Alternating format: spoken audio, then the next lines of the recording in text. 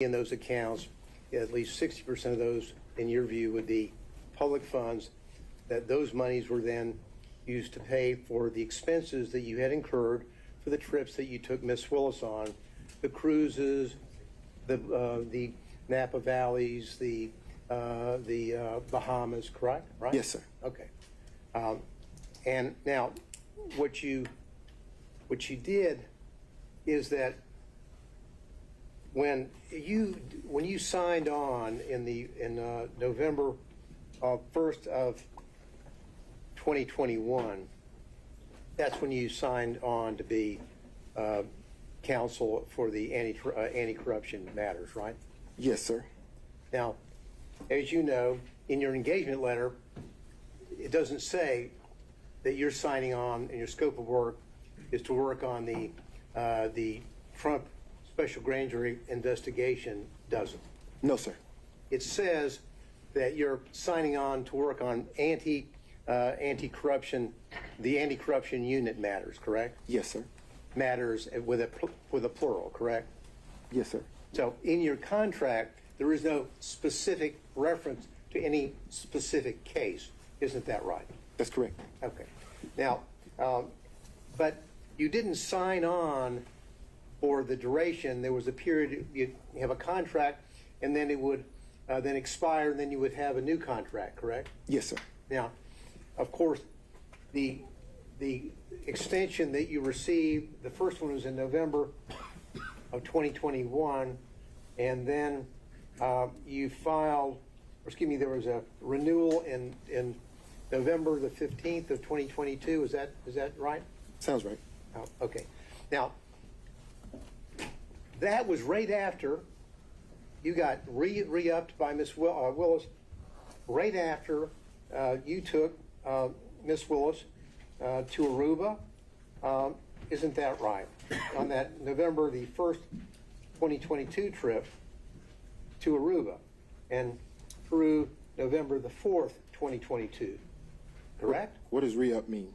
Well, re-up means that you came back, your contract was up, and then on November the 15th, you and Miss Willis signed a new contract for you, right? Yes, sir. Okay. Now, when you were in taking her to the Aruba and on the cruises and the resort there, did you discuss your re-upping of signing an extension on your contract? No, sir.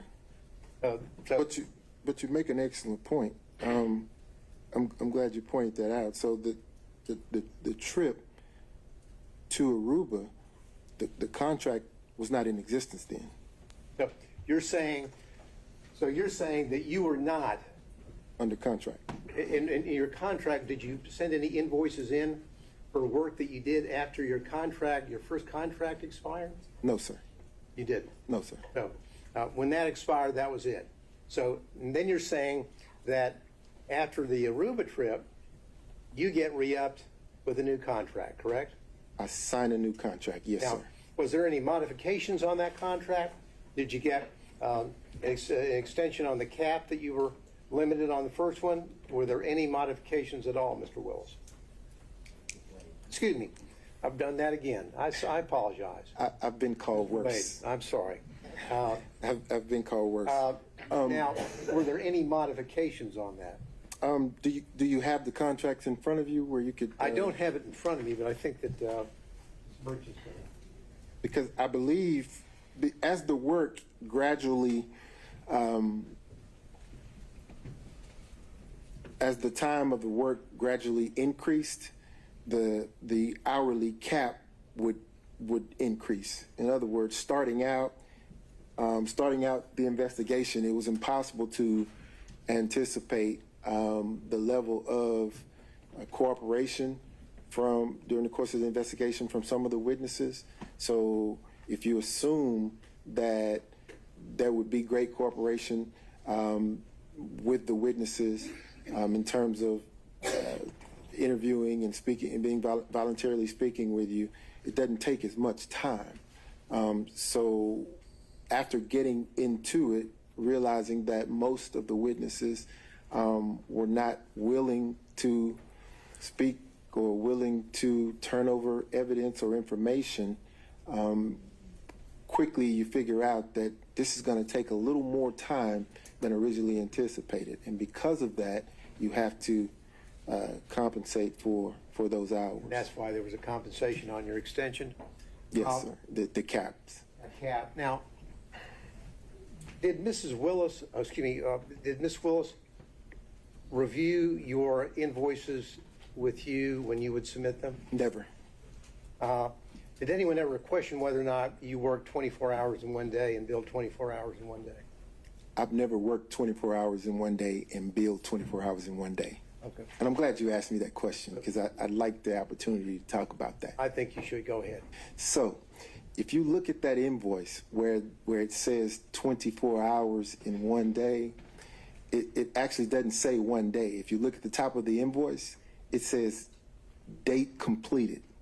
The date that's reflected on that invoice reflects the date that the work was completed. It doesn't say when it started. It just says this is the date that is completed.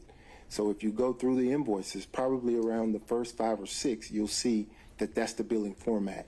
I would bill only after that particular task has been completed. That's why you see a 24-hour period with the one day there. I kind of wish some of the experts who had opined on that had called me and asked me the question, but there was never a billing of 24 hours in one day. Now, probably around the 6th or 7th invoice, you see the format changed. I started using a range so that it got less confusing, right? I'm confused, so maybe you can correct it. Okay. In Exhibit 14, you've got down a specific day. Mm-hmm. Prepared cases for pretrial, November the 5th, 2021, 24 hours at $250 an hour, 6,000. Now, this wasn't about a range. It was about the work that you did on November the 5th, 2021. No, Mr. Gillen, look at the top of the invoice where it says date completed. What I want you to do, Mr. Wade, is focus on the date that you have down there and tell the court what you billed for on November the 5th, 2021. I thought it was already in. I thought 14 is in. Again, Mr. Gillen, it says completed date completed. The dates that you see here are the dates that work was completed. So on November the 5th, I completed the task of preparing the cases for pretrial. That's the date I completed it. Just read, if you would. Then my question was, read out loud the entry for November the 5th, 2021, and how many hours you billed that day. Just do that for me, if you would. I can't do that. Excuse me, I believe the witness is entitled to answer his question. That certainly wasn't the question that Mr. Williams asked. All right, well, the question now is to read a certain entry. So.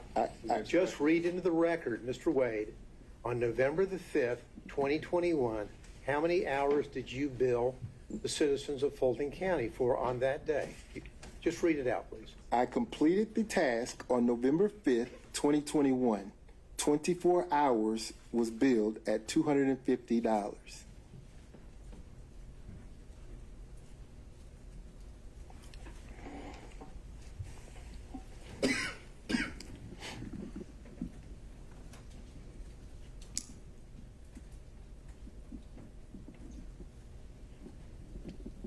Now, when you talked about your relationship with Miss Willis, and your testimony is that it began in 2022. Do you remember that testimony? No, sir. Our relationship began in your 2019. romantic relationship began in 2022? Yes, sir. That's your testimony? Yes, sir. Okay. Now, when you were re-upped on this contract, you had a romantic relationship already established with Miss Willis, yes or no? In 2022? You know, when Yes, you were sir. re-upped on November the 15th, 2022, you had a romantic relationship with Miss Willis. I signed the second contract. Yes, sir. Answer my question, please. I'm not going to use the words re-up. Signed up on the, we re-up or whatever you want to call it, your contract on November the 15th, 2022, you had a romantic relationship already existing with Miss Willis. Yes or no? I signed the contract, the second contract, yes, sir, during the course of a romantic relationship. Yes or no? You had a romantic relationship with her at the time that you signed up the extension on November the 15th, 2022. Yes or no? The answer to that question is yes. Thank you. Now, this was before the special purpose grand jury released any a report. Isn't that correct? Correct? Are you asking me if it's before the work was completed or before the special purpose grand jury actually publicly released the report? When they Those are released two the different. report. Your relationship with Miss Willis already existed when the special purpose grand jury released its report, correct? At the time the report was released, yes, sir. But And- you understand that the report had the work had been completed prior to the release of the report. You understand that? And your relationship with Miss Willis, of course, was prior to the indictment in this case, correct? Yes, sir.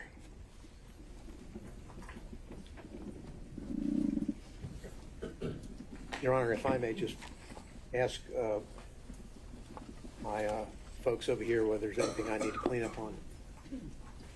That's all the questions, Your Honor, I have. Thank you. Your Honor, I do have questions. Well, Mr. State, I think we went through. No, I had asked you for permission that he was going to go first on this, and then I was going to follow up. That's the deferment was to allow him to go first. That's what I thought I had asked for. All right, with the understanding next time, we're going to keep going in order and not skip around the order. All right. But that's why I brought it up, because I thought that's what. Okay. All right. Mr. Sato.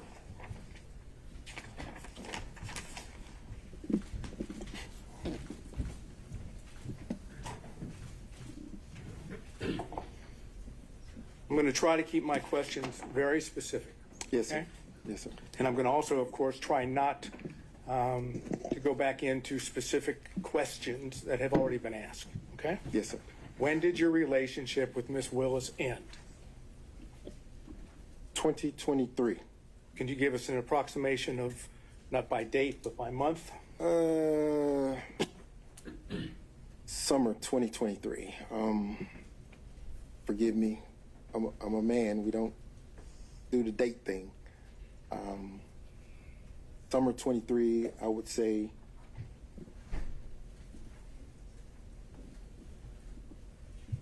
June, maybe. Okay. Okay. Using the euphemism personal relationship, did you have any personal relationship at all with Miss Willis after the summer of 2023? I want to make sure that I'm answering your question. Are you, because Let me rephrase, if I might. The way it has been characterized in, for example, the response of the state, and I believe in your affidavit, is there's a difference between a personal relationship and a professional relationship. Correct? yes, sir. Okay. I'm not talking about a professional relationship. I'm talking about a personal relationship. Have you had a personal relationship at all, and you know what I mean by that, after the summer of 2023? Are you asking me if I had intercourse with the district attorney? I was trying not to, but I guess if you're going to characterize it as that, the answer would be. The answer would be no. So it's been purely professional since the summer of 2023. So that's where we're having issues. Okay, you'll have to explain because I don't know what the issue would be. No, I will explain to Thank you. you. You say personal. We're very good friends, probably closer than ever because of these attacks. But if you're asking me about specific intercourse, the answer is no.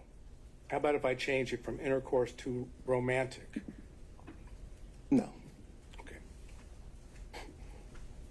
During the direct examination, you made a statement, at least I believe I heard it correctly, that you, personal relationship, and now I'm talking about that characterized the sexual romantic relationship, was not a secret. Is that correct? Wait. If you're asking me if people knew that we were having sex, no, they didn't. I'm asking you whether the people knew that you were dating, whether you were romantically involved. You said that it was not a secret. Oh, it wasn't a secret. It was just private. My mother knew, obviously. Okay. Did anyone in the district attorney's office that has worked on this case know that you were dating or had a romantic relationship with District Attorney Willis? I don't know what they knew. Well, did you tell anyone? No, Do you have any knowledge of whether Ms. Willis revealed it to anyone? I have no clue. Okay. So as far as you know from personal knowledge, no one in the DA's team knew, correct? That's correct. Okay. So if it was a legitimate relationship, is there any particular reason why it was kept secret or private? It wasn't kept secret. It was kept private. And the purpose for that was? It's what we chose to do.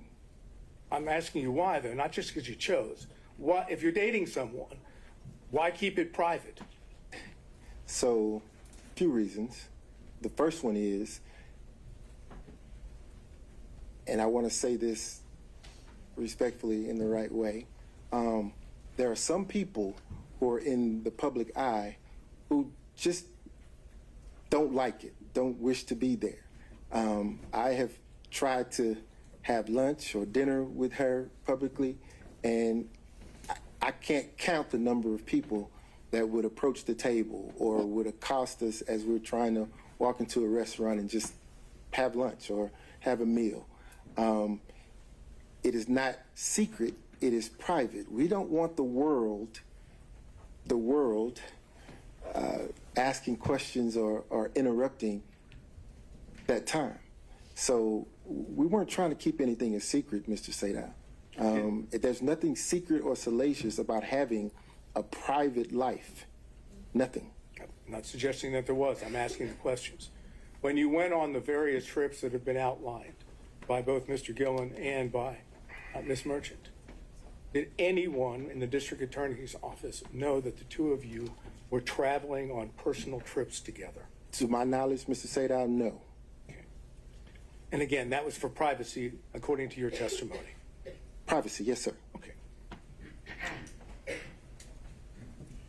Did you and Miss Willis go to the Hapeville condo prior to your relationship starting at the beginning of 2022? Prior to having physical contact, prior to having intercourse, did we go to the Hapeville condo? Again, you keep going to intercourse. I'm trying not to, but fine. The answer to that, or my question would be yes. Did you and Miss Willis go to the Hapeville condo prior to what I want to say November 1st of 2021? Yes. Okay, and the purpose for going to the Hapeville condo with Miss Willis prior to 2021 would have been what? Or prior to November 1 of 2021? Could have been any number of things, because at that time, That's what I'm asking, so tell me. yeah, could have been any number of things, because at that time, she had a friend living in that condo. Miss Yurdy lived in that condo. Okay. So, maybe it was my question was poorly worded. Let me try again. Your answer is yes, prior to November 1st of 2021, you would have gone to the Hapeville condo and been there with Miss Willis, correct? Yes. And you would have been there, as you indicated, for many reasons, right? Yes. Can you give me, just list a few of the reasons? Miss Yurdy resided there, went to visit her, maybe went to talk about a document that I received. You would go to the condo I to needed talk to about see. a document that you received? Absolutely. Okay, go ahead. Absolutely. Any other reasons? None come to mind. None come to mind. No, sir. And would you say that was frequent?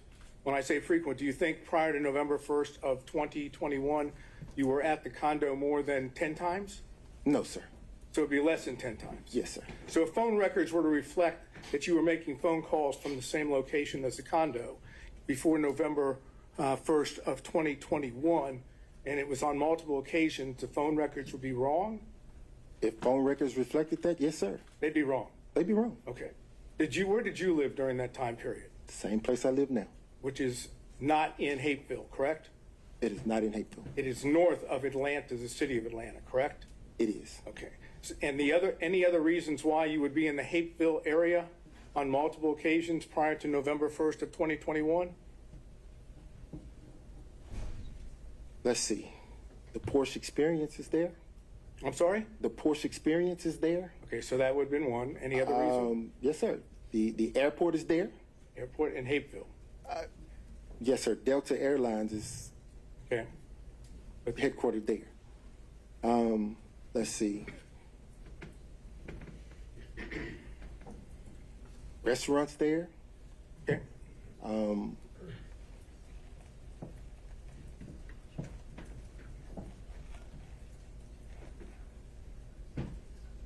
If that's your recollection, that's fine. I'm not asking you to try to remember everything, but if that's okay.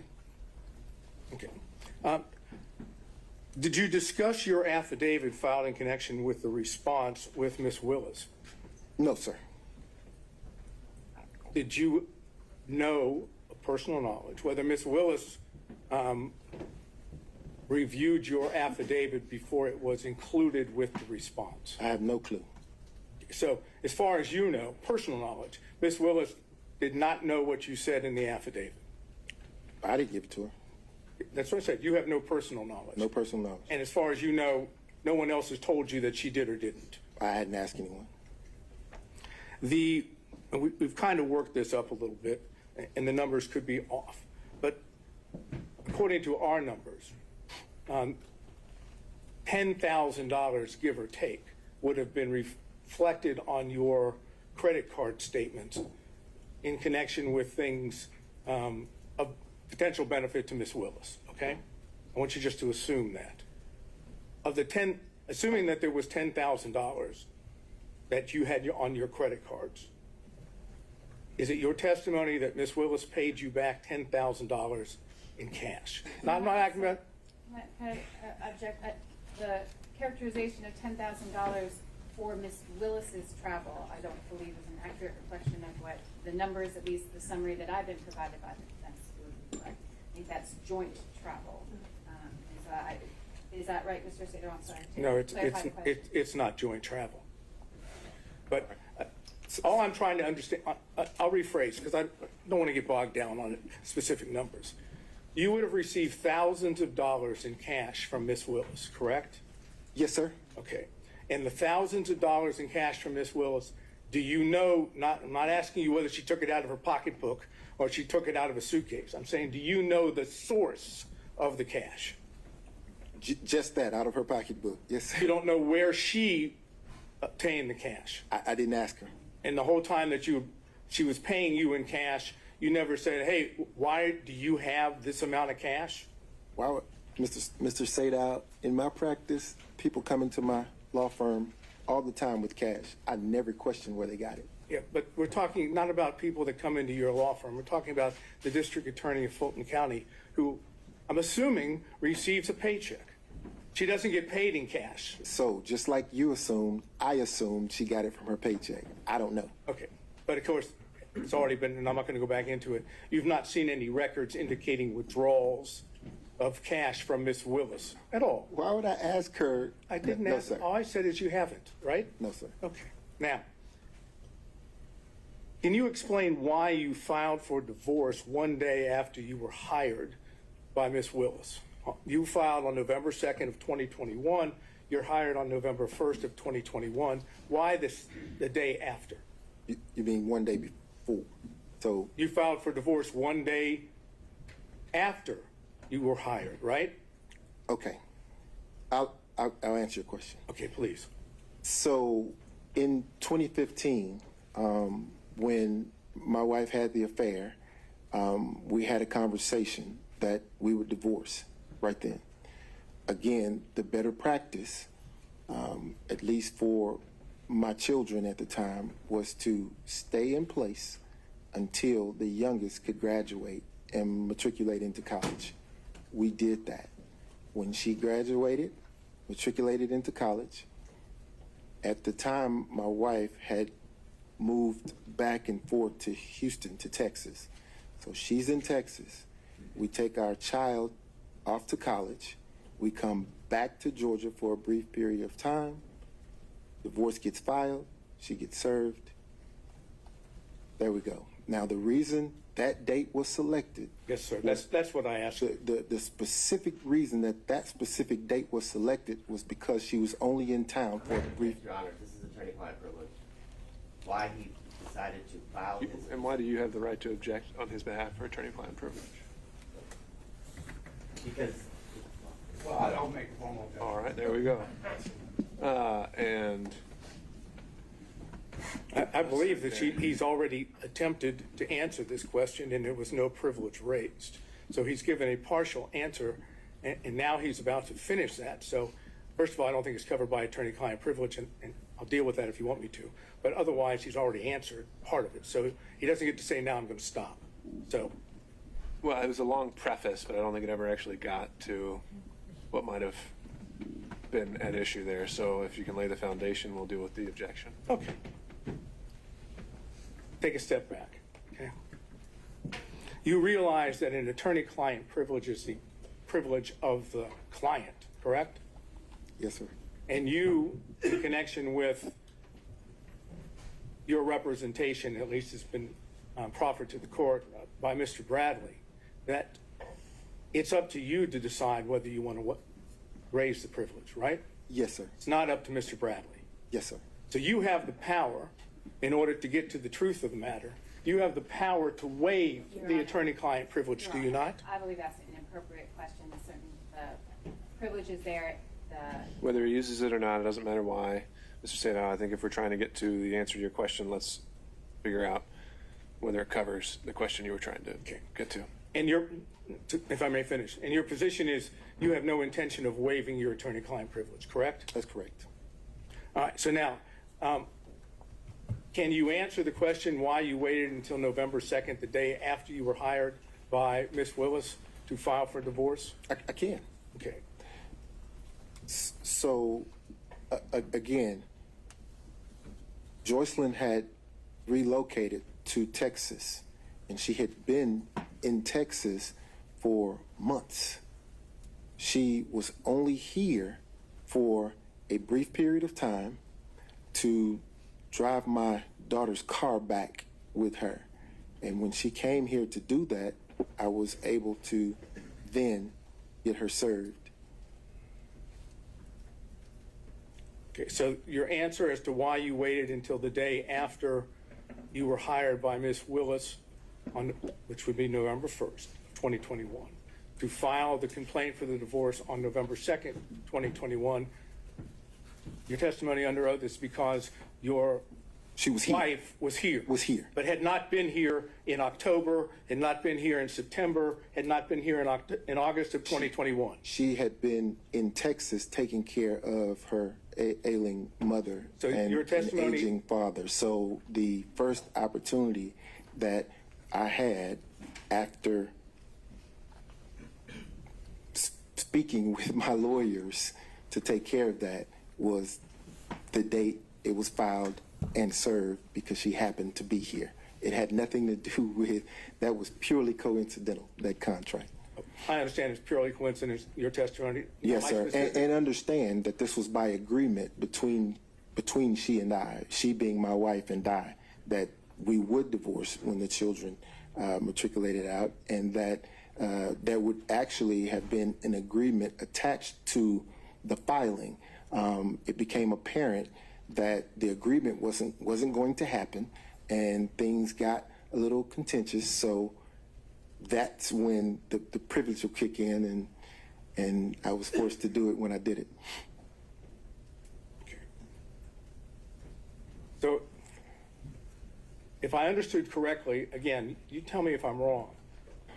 Is it your testimony that your wife was not in Atlanta, Georgia, or the metro area throughout October of 2021? No. That's In not your testimony? In October of 2021, she was back and forth between here and Texas. So she was, at least on some occasions, in the Atlanta area. But that was during the time when we were working through the consent agreement that fell through. Again, I think we're pretty far afield on relevance. The answer to the question about the timing of the divorce filing. And Understood, Ms. Cross. Mr. Sadow, where are we going from here? We're about to finish this area since I'm not going to be able to go any further about, if we want to call the X, we'll call the X for that purpose. Well, we might have to discuss whether that's a collateral issue altogether. No, I'm just saying if. I didn't say we will, but we'll. Okay. All right, so you said that you were aware of the contracts that Mr. Bradley and Mr. Campbell had with the Fulton County District Attorney's Office, correct? Yes, sir. And how did you become aware of those? Just through conversation, they With told who? me. Conversation with who? Mr. Bradley and Mr. Campbell. So you were discussing matters with Mr. Bradley which were not related to attorney-client privilege, correct?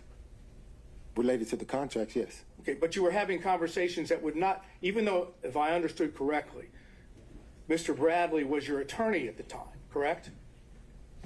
At what time? At the time that Mr. Bradley received his contract from Fulton County, which would have been beginning of January or in January of 2021, right? Is that the date of his contract? Pretty close. I don't know what the date of his contract What's was, it- but if date it for my was purpose- after the date of the filing of divorce, then yeah. I'm not talking about after the date of the filing of divorce. It's been represented to the court that you had an attorney-client relationship with Mr. Bradley from 2015 forward, Yes, sir. correct? Yes, sir. That is correct. When Mr. Bradley received his contract with Fulton County, that was in 2021, correct? I don't know. We can prove that through other evidence. But at the time that Mr. Bradley was doing work for Fulton County, if I understand, you still had an attorney-client privilege, at least you're claiming one, with Mr. Bradley, correct? Yes. Okay. So when you talk to Mr. Bradley about matters with his contract in Fulton County, those were not covered by your attorney-client privilege, correct? They were not. Okay, and that meant that not all communications with Mr. Bradley were covered by attorney-client privilege, correct?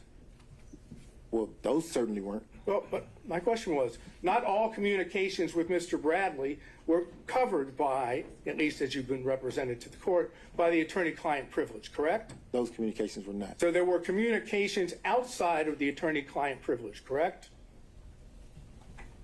With Mr. Yes, Bradley. If you're asking me if I ever communicate with him outside of the attorney-client privilege, the answer is yes. Okay. I've communicated with him outside the attorney-client privilege.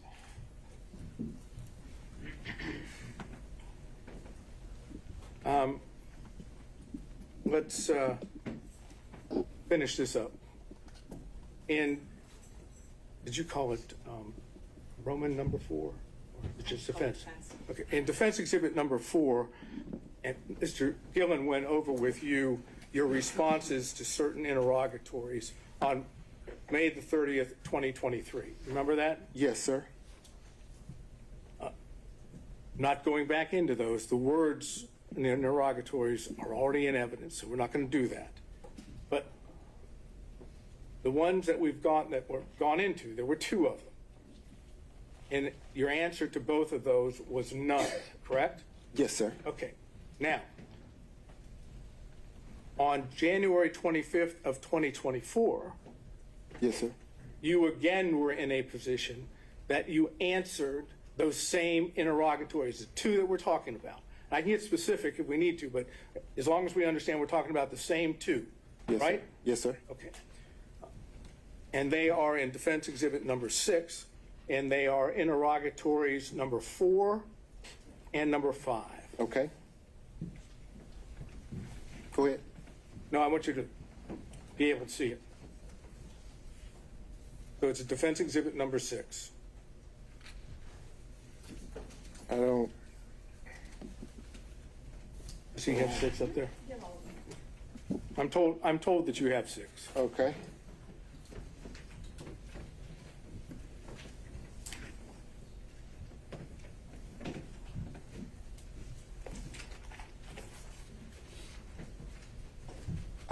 Here we are. Okay. You would agree with me that in Defense Exhibit number 6, and we're talking about interrogatories of January 25, 2024, Yes, sir. that as to interrogatory number 4, that's the same interrogatory, same words that were in the interrogatory that Mr. Gillen went over, which was dated May 30th of 2023, correct? Yes, sir. And your original response in Defense Exhibit number 6 was none, correct? Yes, sir. Your updated response was the plaintiff declines to respond to this interrogatory and asserts his privilege pursuant to OCGA section 24-5-505, correct? Yes, sir. You know that 24-5-505 breaks down into two privileges, right? Which is why I was specific. I said I asserted the privacy privilege. Well, that's what I'm asking you. In your updated response, there's no reference to privacy, correct? Yes, there is in the code section 24-5-505. Okay, but it also- reference to privacy. Just go with me, okay? That code section says, does it not, no party or witness shall be required to testify as to any matter which may incriminate or tend to incriminate such party or witness, or which shall tend to bring infamy, disgrace, or public contempt upon such party or witness. You'd agree with that, right? I'm not reading it. I'm sorry? I'm not reading it. I don't have it in front of me. If I may. Mr. Sato, we can, I can take judicial notice that is what the rule says if you want to ask him any follow-up questions. Okay, thank you. You are not claiming that your answer to number 4, interrogatory number 4, on January 25th, 2024, incriminates you, that is, as in Fifth Amendment privilege, right? That's correct. You're claiming the second part, that it would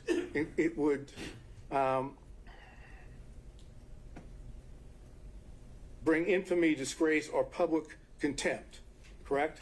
I'm going to object to that. I don't think that's the full thing, but and also the witness doesn't have it in front of him, so I don't know how he could respond to that. He has said several times privacy is why he invoked that statutory. Overruled.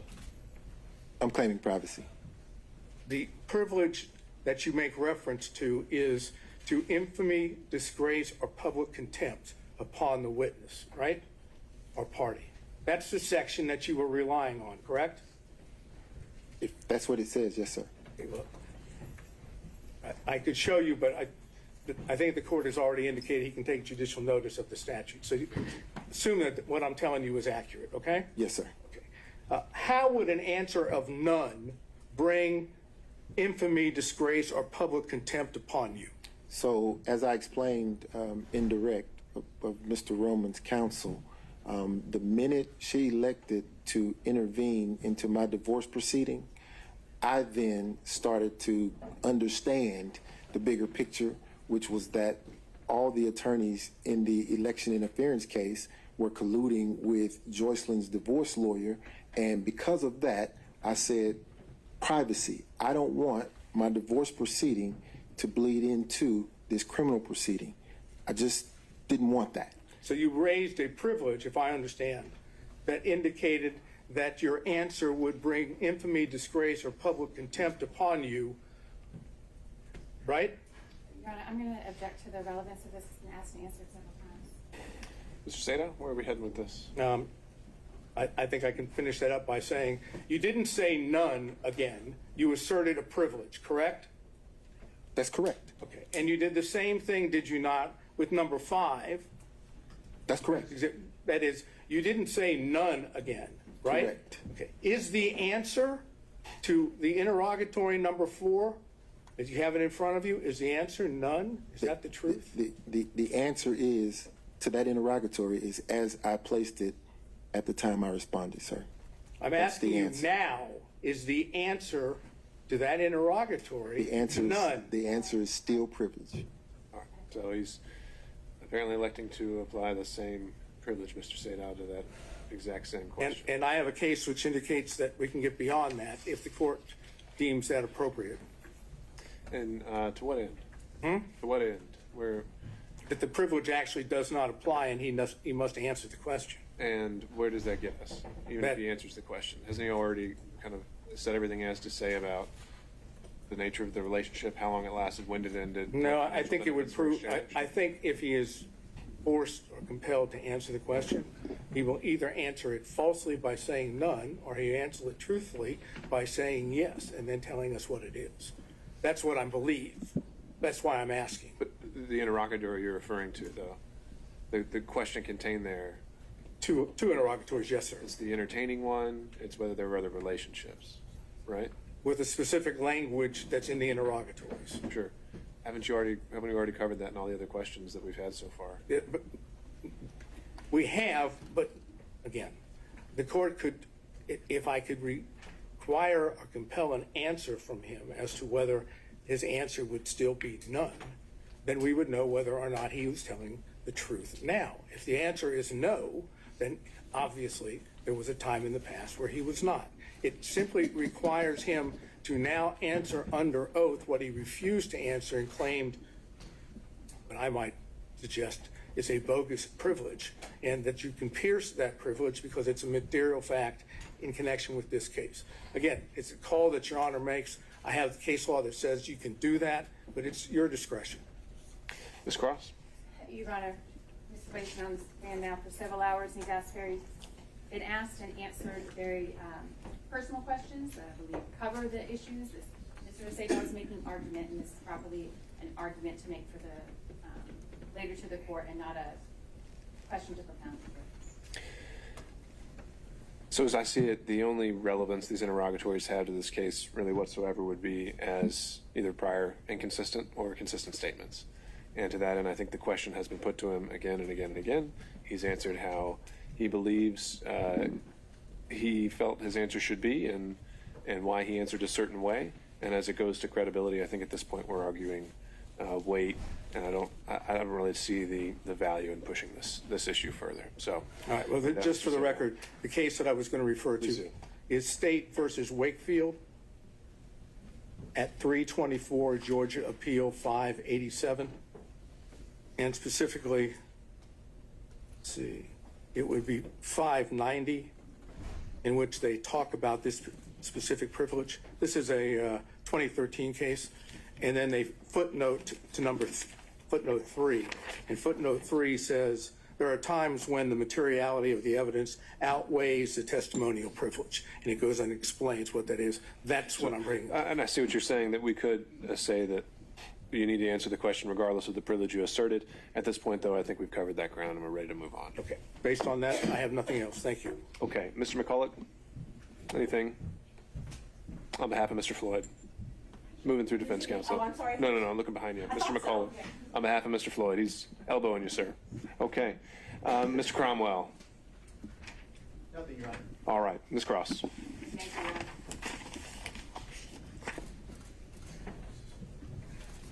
Mr. Wade, have you still got exhibit number 14 in front of you? That's the one with all of the invoices, I believe. I believe I have them all. All right. So you were asked, Mr. Wade, about a couple of the invoice items. And your testimony, I think, was that the percentage of income post special counsel appointment in November 2021, the percentage of your income roughly after that time was about 50-50 Fulton versus other income from your law practice, correct? Roughly, yes, ma'am. Okay. Sometimes more, sometimes less? Yes, ma'am. All right. How about your time? I'm interested in the percentage of your time from November 2021 to, let's say, the close of the special purpose grand jury when it was dissolved in January 2023. Can you estimate for us the percentage of your time that was spent on Fulton County work versus other work? Oh, gosh. 99% of the time here in this building working on this case. All right. It was, as I understood your testimony, it was an intense period in terms of hours while that special purpose grand jury was meeting, correct? Yes, ma'am. And who was head or manager of the election integrity case during that time for the district attorney's office? I was. You were coordinating the efforts? Yes, ma'am. And those efforts included not just the proceedings that were happening in this building, correct? That's correct. We don't need to go all through it, but is your representation that 99.9% of the time, let's restrict it to 2022, 99% of your professional working time was devoted to this case? Yes, ma'am. And the remainder, whatever it was to some of your other cases that were ongoing? Yes, ma'am. All right. 2022, I want to focus on that a little bit because if we are looking at, I believe, the financial affidavits, do you have those in front of you as well? I do. The financial affidavit that was filed in your divorce case in January 2022, you estimated your monthly income at that time was $14,000 a month, right? In 22? January 22. Yes, ma'am. January 23, what'd that number come to? 9,000. What about 2024? I don't know. Is that there in front of you? Is that one, that's not one of the ones that's there in front of you? No, ma'am. All right. So as reflected in those financial affidavits, your income decreased as a result of your work in this case, correct? Significantly. The structure of your firm, we talked a lot about that, and I don't want to go through it anymore, but than we need to. But 2022, the structure of your firm changed. Is that correct? That's correct. All right. In the early part of 2022, there were 3 of you.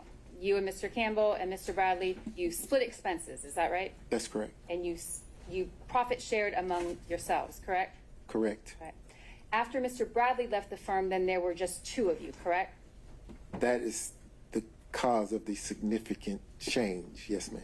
So now you have 2 people bringing in income, correct? Correct.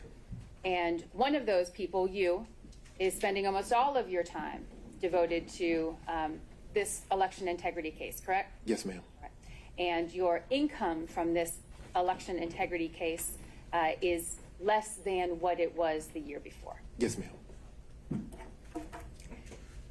We talked about the monthly caps, or we didn't talk about it. There was talk about the monthly cap that was included in your contracts, indicating there was a certain threshold that you could reach, number of hours a month, and over that amount you were not going to be compensated, correct? That's correct. All right. And you kind of smiled when you said that. That's a little bittersweet there, isn't it? That's bitter. All right. Exhibit 14, is that still there in front of you? It is. I want you to take a look, please. That's a collection of exhibits that includes all of your invoices, as was represented. I want you to take a look at invoice number 9. Yes, ma'am. Is that there in front of you? I have it. Invoice number 9, Mr. Wade, indicates that you performed hours of work that you were not compensated for because your cap had been reached. Yes, ma'am. I want you to take up, and what did you do in those circumstances? When the hours that you worked per month were more than the cap that was in your contract that you were permitted to be paid for? I was forced to lose that time. I didn't get paid for it. Okay. And that's what exhibit number 9 shows? Yes, ma'am. All right. And in exhibit number 9, you've got a task, hours that were completed, and you just didn't bill for it. You noted the time and then a 0 beside it because you didn't bill the county for that time. Yes, ma'am. All right. What about exhibit number, invoice number 13? Can you flip to that for me? I have it. Is that a similar situation? Yes, ma'am, it is. And what is it on invoice number 13?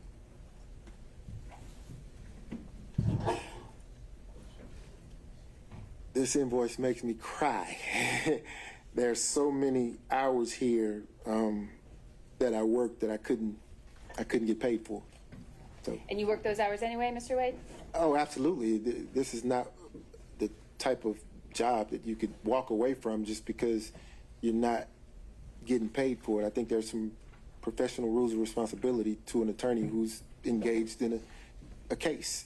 You have to see it through. So it's not like I could just throw my hands up and say, well, I reached my monthly cap, I'm done, I can walk away. I can't do that. This is ongoing, it's constant, and I have to do the work. Can you look at invoice number 23 for me there in exhibit number 14? Yes, ma'am. Does that reflect a similar situation, the hours worked that you were not compensated for? Yes, ma'am. Invoice number 24? and 27. Can you take a look at those and let us know if that reflects the same situation? Are you trying to depress me? No, Look I'm at not. the money I'm sorry. It's the same, yes. Okay. And there's no workaround to that? You didn't attempt to work around that contractual cap on your hours? Oh, no, ma'am. All right. You were asked a lot of questions, Mr. Wade, about the affidavit that was submitted, correct?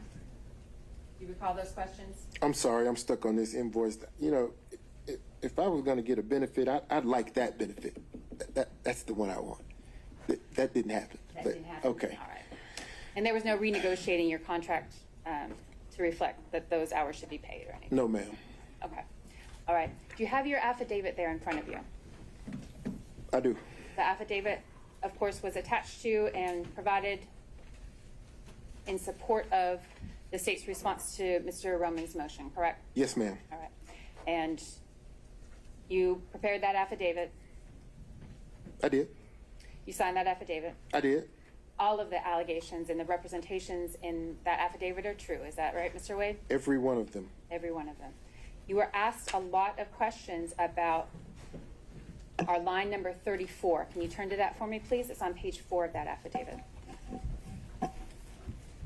Yes, ma'am. Can you read it out loud for me, please? The district attorney and I are both financially independent professionals. Expenses for personal travel were roughly divided equally between us. At times, I have made and purchased travel for District Attorney Willis and myself from my personal funds. At other times, District Attorney Willis has made and purchased travel for she and I from her personal funds. Examples of District Attorney Willis's purchasing plane tickets for she and I with her personal funds for our personal travel are attached. Funds, Mr. Wade. As you understand the term funds, does that include cash? Yes. Does that include credit? Yes. Does that include reimbursements? Yes. You didn't represent in your affidavit, Mr. Wade, that you were including all of the receipts from funds or travel expenses that were paid on your behalf by District Attorney Willis, correct? That's correct. You had, I think your conversation with Ms. Merchant was you produced the receipt that you had. Yes, ma'am. Are you aware of any other receipts? Well, let me ask it this way. May I put you on it for just a sticker? That's all right. I'm going to write it on there. I'm going to mark this as State's Exhibit number 1. You testified, Mr. Wade, that District Attorney Willis purchased and funded the entire trip to Belize. That was her treat to you for a birthday? Yes, ma'am. And you testified that she purchased the plane tickets for you, correct? Yes, ma'am. And while you may not have had the receipts on hand when you filled out the affidavit because they weren't in your possession, are you aware now that there are receipts and that it reflects that the district attorney... If this is going to go into evidence, we'd like to look at it first. I've got a copy. Do you remember, Mr. Wade, approximately how much, and that's again State's Exhibit number 1, may I push this down? Do you remember how much the flight was for you, your flight to Belize?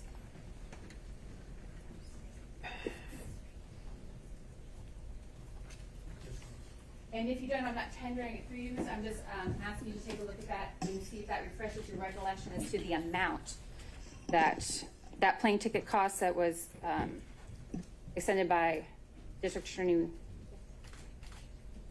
You may keep it. You keep it. Does that refresh your recollection, Mr. Wade? It does, thank you. Approximately how much was the amount of the ticket that District Attorney Willis purchased for your travel to Belize? $887.35.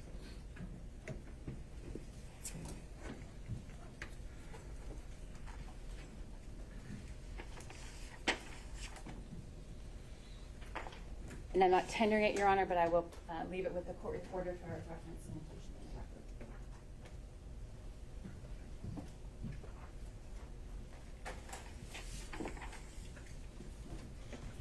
record. All right, Mr. Wade.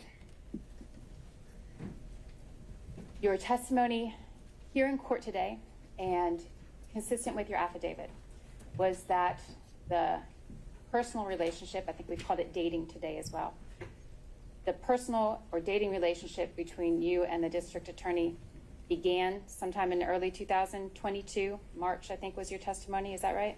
Yes, ma'am. Right. And that March date isn't included in the affidavit. The affidavit is less specific, but that was your testimony today? Yes, ma'am. And that there was no personal or dating relationship prior to that time, right? None. Right. Mr. Wade, I'm sorry. I'm going to direct your attention to 2020. In 2020, were you dating the district attorney? No. 2020, that was during the COVID pandemic, correct? It was. Was there a situation for you, Mr. Wade, that made you particularly vulnerable during the COVID period? Yes, ma'am. And in 2020, and a portion of 21, I was battling cancer, and that prevented me from pretty much leaving environments that aren't sterile, and I had health on my mind. You were particularly cautious during that time. Yes, ma'am. Were you dating anyone in 2020? No, ma'am.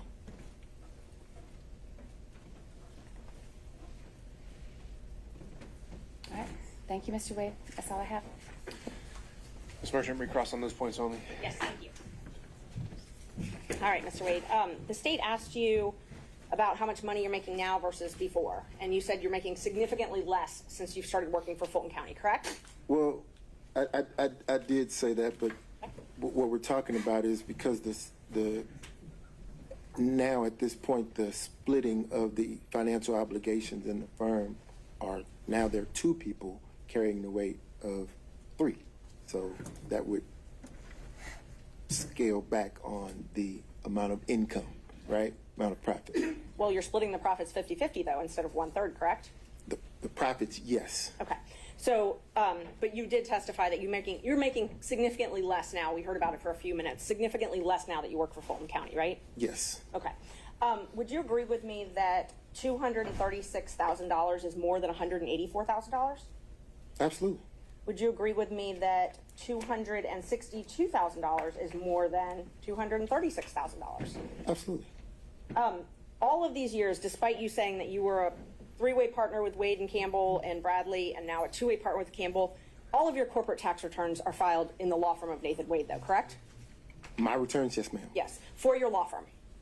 Well, for my law firm, because I also have personal returns. Right, and I'm not talking about your personal returns. I'm talking about your business returns. Yeah, but the question contemplates that my bring home money is more or less, so I want to be clear that is reflected in my personal returns. I didn't ask you anything about bring home money, though. I'm not sure what you're talking about. What I'm talking about is your question was the portion of my testimony dealing with earning significantly less money. No, my question is I'll just break it down.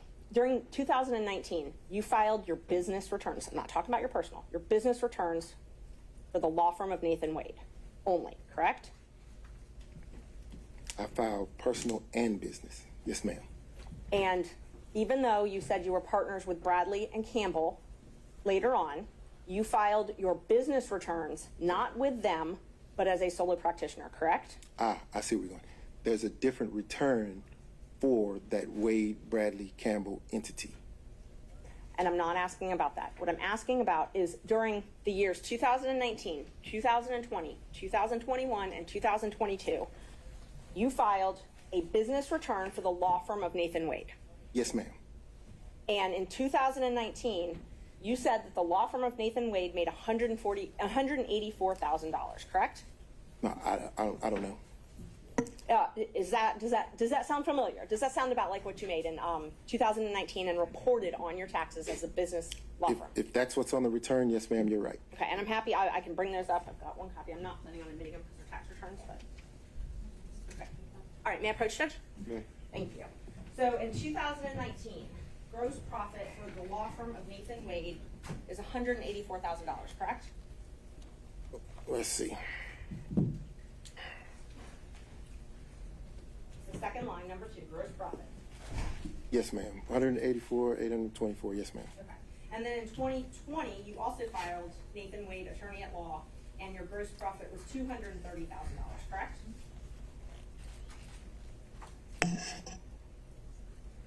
Yes, ma'am. And in 2021, you also filed as a solo Nathan Wade PC attorney at law, and your gross profit was $236,000, correct? Yes, ma'am. And then in 2022, you filed as a solo practitioner Nathan Wade, and your gross income was $262,000, correct? Yes, ma'am. Okay. I'm not going to into business. You've got your social. But nowhere in these documents do you document that you received cash payments from Ms. Willis, correct? I don't. I hadn't looked through them. I would be surprised if there were something in there that said that. Do you want to but look through them? Listen to the answer. I'd be shocked if there was something in there that said that I received some cash from Miss Willis. Okay. But there is itemized expenditures for travel in here. You did itemize that. I didn't itemize anything. My Your accountant itemized it. I hope so. But you're responsible for your taxes, even if your accountant files them, right? I agree. And so you itemized your expenses for travel on all these documents, but you did not itemize, you didn't put anything in there about you being reimbursed for half of that travel. Well, those are business returns. Yes, you used your business I card would- to pay for the travel, right? But I wouldn't put a personal expense on a business return. But you So used a business card to pay for these. I use personal travel. I use a business card to pay for everything, and what I do is turn over the statement to the accountant, and the accountant then says, "Okay, this expense that's personal. We'll put that over here. This expense that's business. We'll put that over here," and they reconcile it. So you wouldn't find a reimbursement from Miss Willis on a business return, Okay, so they're not anywhere there. nor would you find. Well, go ahead. No, I'm just asking. So there's nowhere for any of that cash to be reconciled there, right? On the business returns, no, ma'am. Okay. We talked a lot about the financial affidavits. I know the state asked you a couple questions about them. You filed one in 2022. In that one, you stated that you only had $5,000 in cash, correct? I believe you. Yes, ma'am. That was sworn under oath. At the time of the filing, yes, ma'am. Okay. And then in January of 2024, you filed another one that also swore that you only had $5,000 in cash, correct? At the time of the filing, yes, ma'am. Okay. So in 2022 and 2024, you only had $5,000 in cash. At that time, yes, ma'am. At that time, I'm sorry, excuse me. And then you also, all of those interrogatories, I'm not going to go through them in painstaking detail, but every single interrogatory you filed, there are 4 of them, all verified ones. Every single one, you said you didn't have any cash stored in a safe, a safety deposit box, or any other location. Plaintiff rarely carries cash. If plaintiff does carry cash, it's a nominal amount, correct? That's correct. Okay. So we've got what?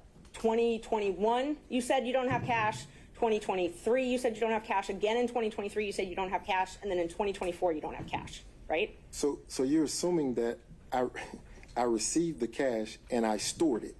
I received the cash and I saved it. Well, you didn't put it in the bank, right? What's wrong with receiving the cash, Ms. Merchant, and spending it? Nothing's wrong with it, but So you didn't then put it in the bank. that would contemplate why the response is what it is on the interrogatories. So you spent the cash. That's because before when it was asked, you said you didn't want to disclose where the cash was. No. For privacy reasons. No, well, I said that if I were to store cash in my home, then why would I share that with the world, is what I said.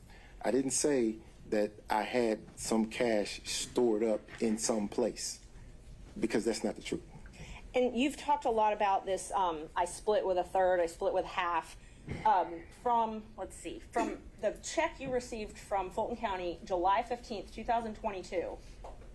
So all the way back for July 2022, not a single check that you've received from Fulton County has gone into a joint banking account. Every single check has gone into your own personal banking account, correct? All of them, with the exception of the checks that were going into the WBC firm, went into my business bank account, which is solely in my name. Right, your WBC account that you're talking about, that account was closed though in June of 2022. Correct. So everything after June of 2022 was put in a Nathan Wade bank account, not a corporate bank account with I'm going to ask partners. the witness to be permitted to I think the question right before that only needed a yes or no. So no, ma'am. The checks were deposited into firm accounts, law firm accounts. Law firm of Nathan Wade PC. Yes, ma'am. As a solo practitioner. Yes, ma'am. Okay, so they were not deposited into accounts with Campbell or Bradley. No, ma'am, they were Okay. not. Thank you. However, there were checks written to Campbell and Bradley that will reflect the third. And we've tried to get those bank records, but you've objected to those, correct? You've tried to get what bank records? We subpoenaed bank records, and you've objected to all of those, right? Your Honor, I'm going to object to their relevance.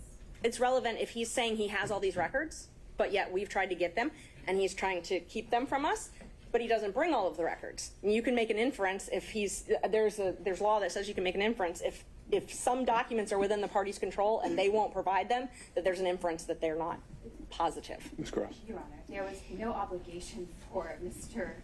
Wade to produce evidence that Ms. Merchant couldn't find an admissible way to produce. I believe it's irrelevant. We've covered the ground, and I object to any further questioning on this line. All right, I'll sustain that. Ms. Merchant, let's find some new ground here. Okay, thank you. Are you willing to waive your privilege with Mr. Bradley so that he can testify? I am not willing to waive attorney-client privilege. Okay, thank you. Only on the questions, the health questions that were asked on campus. And I can ask you from here because it's very short. I don't want to get into the type of cancer. I don't want to get into the medical condition itself. Did I understand you to say that you had cancer in the year of 2020? Yes, sir. And you explained that because of that, in 2020, you were or kept yourself in a sterile environment? I tried, yes, sir. Now, what about 2021? 2021, just focusing on my health, trying to get back to myself. You remember I asked you some questions about Hateville Yes, sir. and the condo? Yes, sir. And you indicated that prior to November 1st of 2021, you had spent time at the condo, the Hateville condo, Yes, sir. with Miss Willis, right? Yes, sir. And with someone else? You said Miss Yurty? Miss Yurty, yes, sir. Okay, so you were not concerned, that was not a sterile environment, was it? Are you inferring that Miss Yurty and No, D.A. I'm just Willis saying is that- not sterile? Of course it's a sterile environment. It's a condo. But don't you remember then I followed up and said, where else might you have been to show your cell phone records from Hateville? And you said, the airport, right? Not a sterile environment though, the airport, you agree? It is not. Okay, what about restaurants? Not a sterile environment, right? They are not. And the Porsche, you said something about a Porsche what? Porsche experience. That doesn't sound very sterile to me. Is that a sterile environment? Well, you're inside of your vehicle. Yeah, but don't you mingle with others? You can. Yeah, and you were doing all that in 2021 before November 1st. That's what you testified to, correct? Yes, sir. So there's no reason why you couldn't be dating in 2021, is there? You mean 2020, Mr. Sadow? No, I said 2021. All right. Correct? Dating? No. No reason. No reason. Got it, thanks. All right, Mr. Gillen? Okay. Mr. Stockton, excuse me. Just real briefly, you said you started dating in early 2022, and you also used the term personal relationship. And there was no dating, no personal relationship prior to early 22. Is that correct? Help me understand. I want to make sure I answer you. So let's be clear. 2022 was the start of any intimate sexual relationship with a district attorney. Okay, and that's what I was wanting to Okay. make clear. In your affidavit, you used the term personal relationship. Got it. Today, you've used the term dating. And your testimony today is that that includes the term basically physical or sexual or intimate relationship. Is that correct? Yes, sir. And there was nothing, according to your testimony, there was none of that prior to early 2020. That is correct. That's That's all I've got, Judge. All right, not seeing anyone else. Ms. Cross, any redirect? All right, Ms. Merchant, can this witness be excused?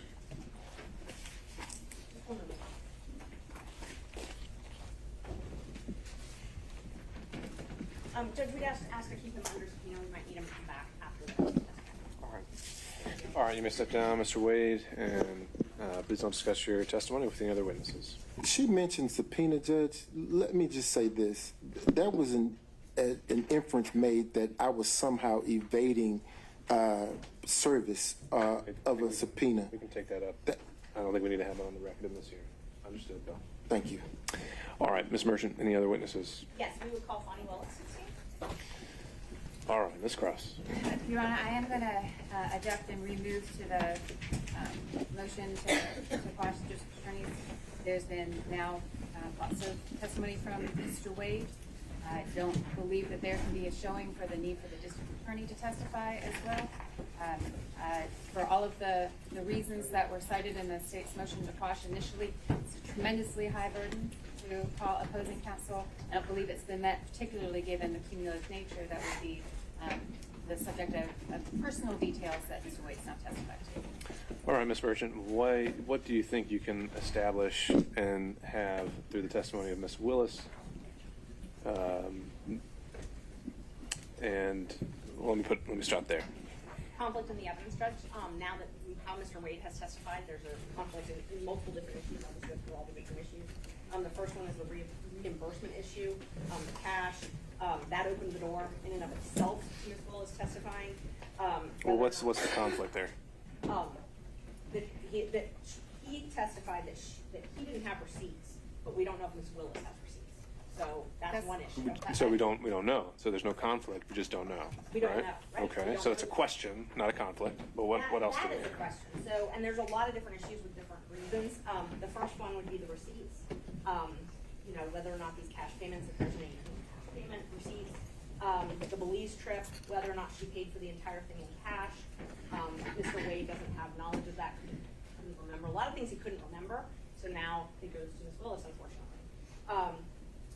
That he testified that she insists on paying her own way, gave him some cash, that's the quote, some cash. Miami trip, she booked it, but thought it would balance out. A couple other trips that we didn't get any information about, Tennessee, Alabama, Georgia, all of those could be financial benefits. We don't know. He didn't know. He was very vague about that. Yuri, her best friend, testified that it happened in 2019. And now Mr. Wade has testified that a relationship began to become romantic in 2022, I think is what his testimony was. So that is a conflict in and of itself. Right there, that's a big conflict. We've also got more receipts. But the biggest thing about the conflict is when the relationship started.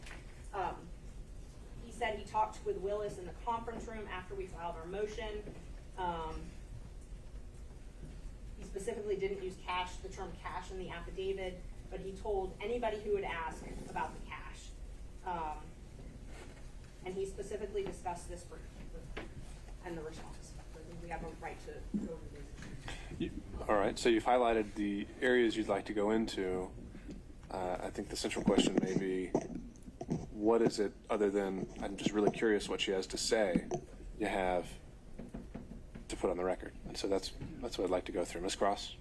Your Honor, I think you've identified, Ms. Merchant hasn't itemized inconsistencies for you. She's identified areas of inquiry. The testimony in the record from Mr. Wade is not inconsistent, it's unrebutted. Excuse me.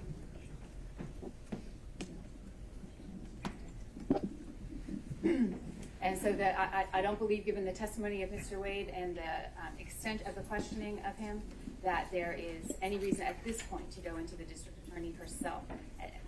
Again, I know the court's read all the pleadings. It really is such a compelling need, is the language of the case law, a compelling need to call opposing counsel. Given the record that's now before the court, I don't believe it's been there. Your Honor, Mr. Dorn, very briefly, Ms.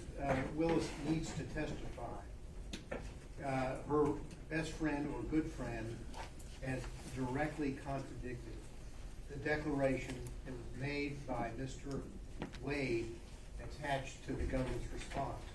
And it wasn't just the declaration of Mr. Wade, it was filed by the district attorney by and through her assistants here. She owns that. And so that affidavit is owned by her, and there are deep concerns that that affidavit is false. And that Ms. Willis knew it was false. And that she needs to come in here if she wants to tell us about the cash. First time we've heard about the cash. Oh yeah, we got cash. Don't have any deposit slips. Don't have any record of it. Maybe Ms. Willis can say, here, all my records where I paid $10,000 in cash back to Mr. Wade. We need to know that. Also, Ms. Willis's financial disclosure. Let's not forget that. We're talking about two people who went to extraordinary lengths to hide their relationship, to hide the nature of their relationship. Extraordinary. The district attorney needs to take the stand, and she needs to tell this court and this courtroom why she filed financial disclosures in 2022 identifying prohibited sources, which Mr. Wade clearly is a prohibited source. Did you get gifts and benefits? Now we've seen all this.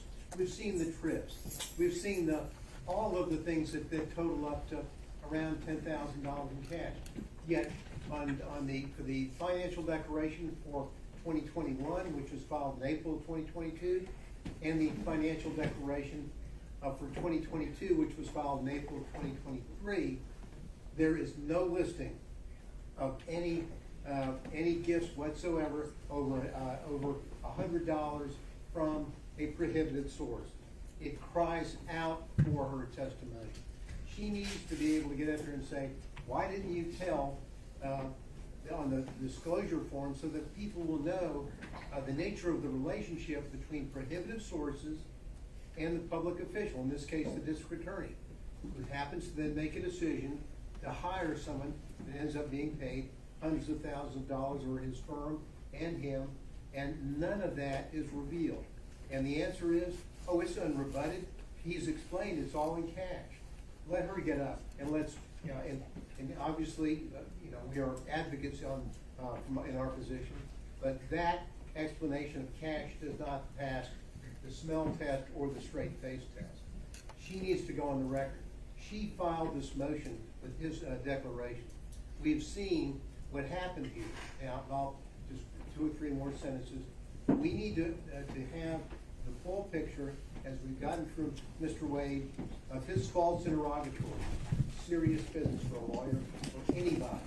And then suddenly he's changing it. She files her financial declarations, same problems. We need her in here to go over all of this and to explain exactly what happened. So we would ask the court that the court allow Ms. Willis to be called and interrogated on these matters. And I would too, Your Honor. Just a moment, Ms. Willis.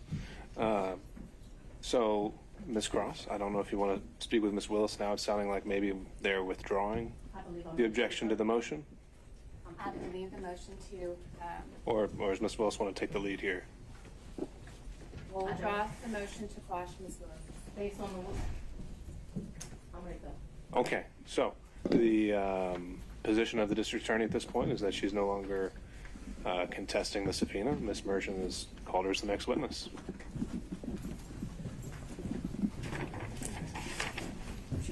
I would ask, I need 3 documents in front of me, and they're the 3 filings of Ms. Merchant. 3 filings.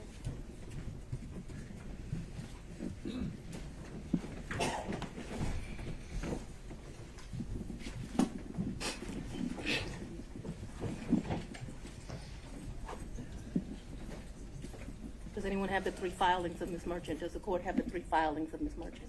When you say the filings, you mean like the pleadings? The pleadings, yes, Your Honor. Okay. I think we could locate those for you in the supplemental. I want the one filed on January the 8th, the one filed immediately after we filed ours, and the final one. If you want to take a break to get them, I can make a copy. I think we have one. You know, the only copy I have is going to have my notes on it. So if we don't have a clean copy, We have a 5-minute break, Your Honor. Let's I'll get take the documents. all right. I'll sit here and wait for him. I don't know what happened.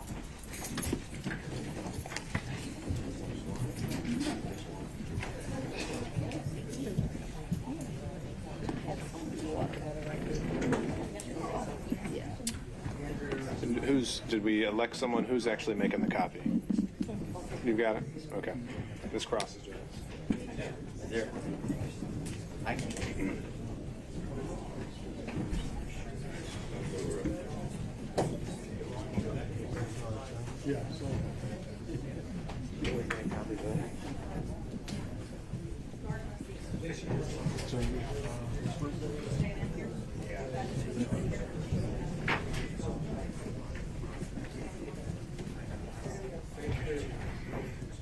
Give a tissue.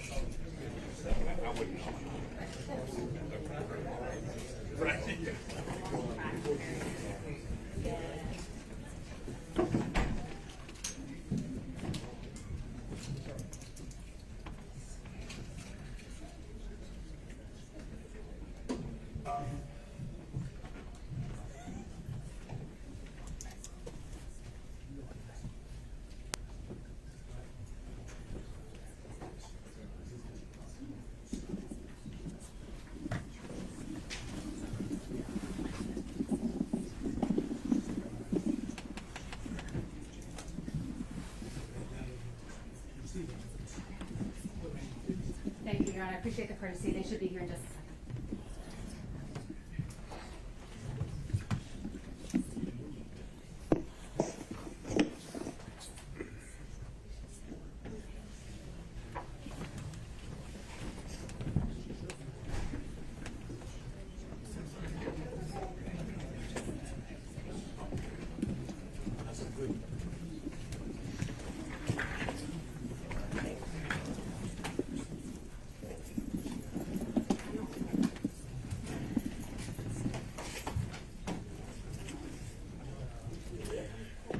All right, Ms. Cross, if you can bring everyone in. Thank you.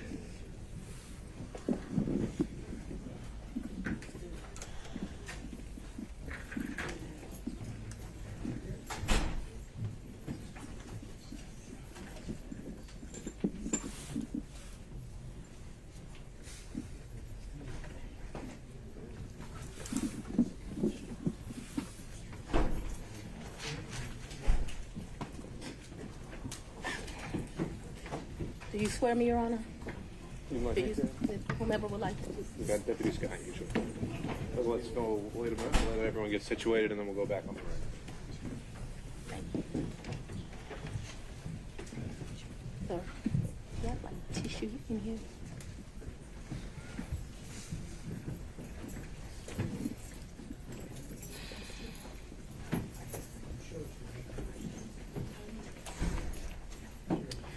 All right, we are back on the record. Deputy Scott, if you could swear in our next witness.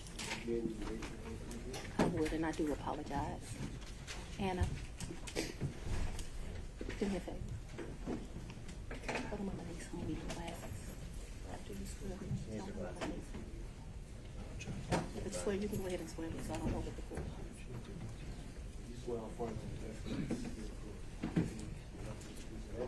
Yes, sir.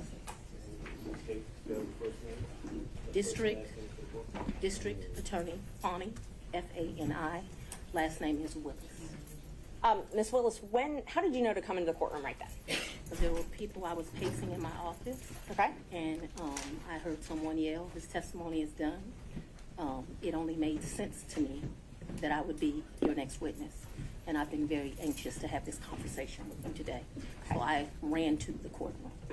So as soon as you heard that Mr. Wade was done testifying, that's when you just assumed you would be the next witness? It only makes sense. Did you listen to any of the testimony? I've been in my office pacing, ma'am. Okay. Did you listen to any of the arguments? I did hear the arguments this morning. It's ridiculous to me that you lied on Monday, and yet here we still are. And I did listen to that argument. All right, so that was it, just the argument, no testimony. Right, I listened to the argument this morning where Adam Abadi, I thought, did an excellent job pointing out how dishonest you were with the court on Monday.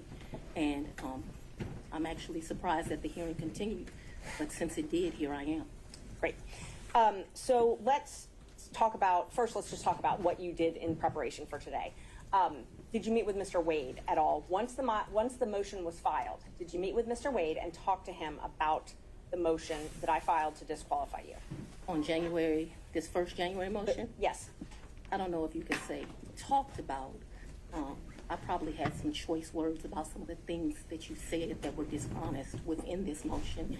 So I don't know that it was a conversation. As you know, Mr. Wade is a Southern gentleman. Me, not so much. Okay, but my question was, did you have a conversation with I him? didn't have a substantive conversation. You did not? I read this motion, skimmed it more so, and I've probably said some choice things to him about some of the lies they were told. Okay. And then printed in the media because, you know, we used to be in a day and time where you had 60 Minutes and people did stories and they verified information and you had this great reporting. But it seems today that a lawyer writes a lie and then it's printed for all of the world to see. Well, I just want to make sure that you answer the question I asked, though. So my question was... I'm going to object. Been asked and answered. Overruled, Mr. Abadi. I told you what happened. I read the motion. I am sure I told him what my opinion of it is. Okay. And past that, we had no substantive conversation. You did not? Okay. Is there something you didn't understand? No, I just wanted to make sure that Okay. you did not have a meeting with him in the conference room to discuss the motion. Next question, No. Ms. Merchant. So in the conference room of my office within this week, you produced some financial document. That financial document was given to me, something, and I'm not even sure who was giving it to him by me or Mr. Abadi gave it to me. And I think he showed me a document in our conference room. But as far as a substantive conversation, I don't believe I've had any conversation with him that is substantive related to this. Okay. I have had conversations with him since you filed the motion, but they wouldn't be substantive to this. He sent me very nice sermons that have been done. And so we've had conversations about, did you listen to that sermon? You know, things of that nature. And I would say they were in relationship to this because I think he did it to be kind. Okay. Let's start back in 2019. Yep. So you and Mr. Wade met in October 2019 at a conference? That is correct. And I think in one of your motions you tried to implicate I slept with him at that conference, which I find to be extremely offensive. I stayed at that conference. Mr. Wade was my teacher. I did not meet him when he taught the class. I was standing outside talking to Lisa Reeves, who is a judge. Me and her were just having a conversation. Mr. Wade walks up. I think they hug each other. They have some brief conversation. She introduces us. Your Honor, I'm going to object. We kind of thought that when you asked the question, you didn't answer the question, not a speech, so I object to the speech. I agree, believe I'm Judge. able to explain my answers.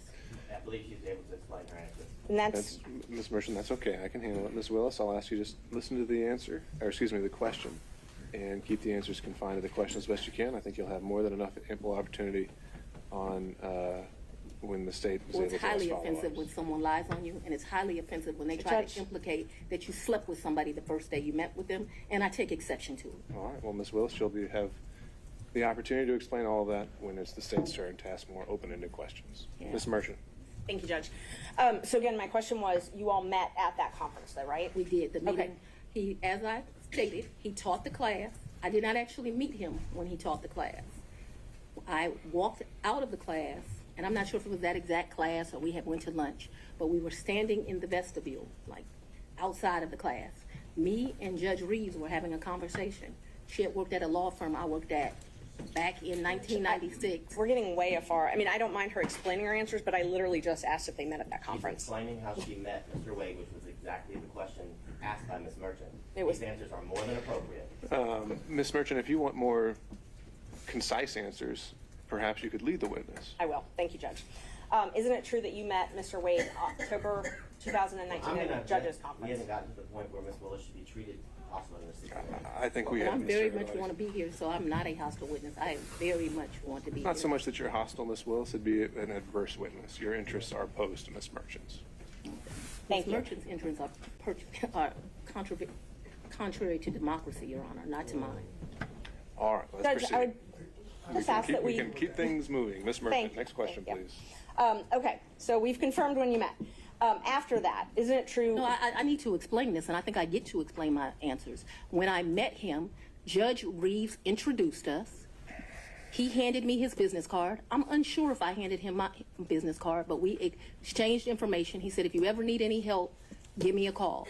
And he walked to the parking lot. So after that, you started dating shortly thereafter, correct? A lie. That's one of your lies. Okay. Do you know Robin Yurdy? I know her as Robin Bryant. I knew her. So Robin did not go to my college. She went to the college of, I went to Howard University. She went to Morgan State. I met her through some people I knew. In college, we hung out a bit. Not much because she was in Baltimore and I was in Washington, D.C. But we hung out a bit. After college, I lost contact with her.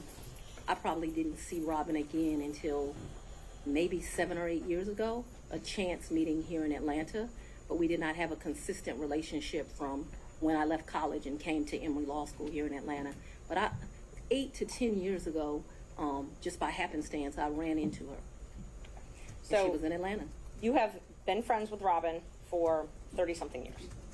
Did you hear my answer, madam? Yes, and I'm asking if you've been friends with her for 30-something years. I've known her for 30-something years. We certainly hung out and partied together in college.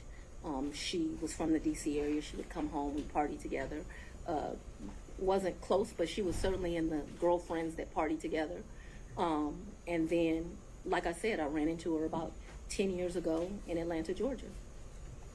But we didn't talk throughout that time period. I didn't see her. I didn't even know where she was. When I ran into her, I was surprised she was in Atlanta. And so, yes, I have known her probably since 1990, 1991, but we have not maintained a consistent relationship that whole time. For the last 10 years or 5, whatever you'd like to classify it as, have you been friends with her? I have not spoken to Robin in over a year. I certainly do not consider her a friend now. I think that she,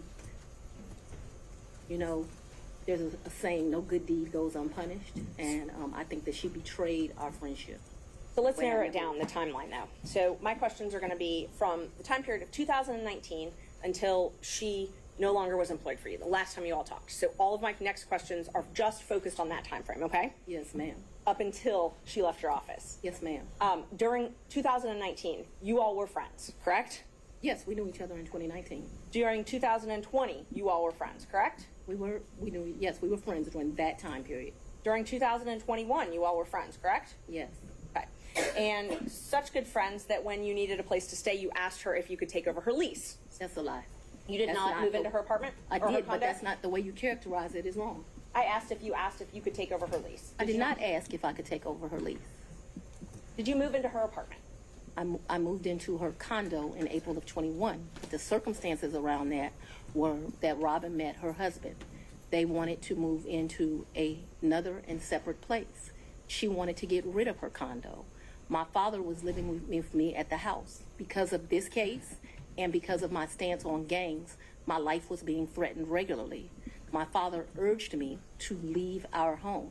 At the same time, as luck would have it, Robin wanted to give up her lease because she wanted to move in with this new man she met, who eventually became her husband. And so, as life circumstances worked, my dad was begging me to leave the house. He was afraid for me, afraid for his grandchildren. She wanted someone to take over her lease so that she didn't, have to pay a fee or get abandoned. And so, I don't remember when, but probably March or April of 21, I moved in and take over her lease. And did you pay her or did you pay the leasing agent? No, I don't even know who the leasing agent was. I paid her. You paid her. Did you pay her cash or did you use a card? There were some times that I would give her cash, but mostly I paid her via Cash App. That would be the most convenient thing. So I would not only give her rent, but then like when the utilities would come in, whatever the utility was, she might be like, I need $70, I need $100, whatever it was. And we never had a problem with money. Whatever she told me it was, I never asked to see a bill. I never questioned her. I just gave it to her. What percentage would you say you paid cash versus Cash App?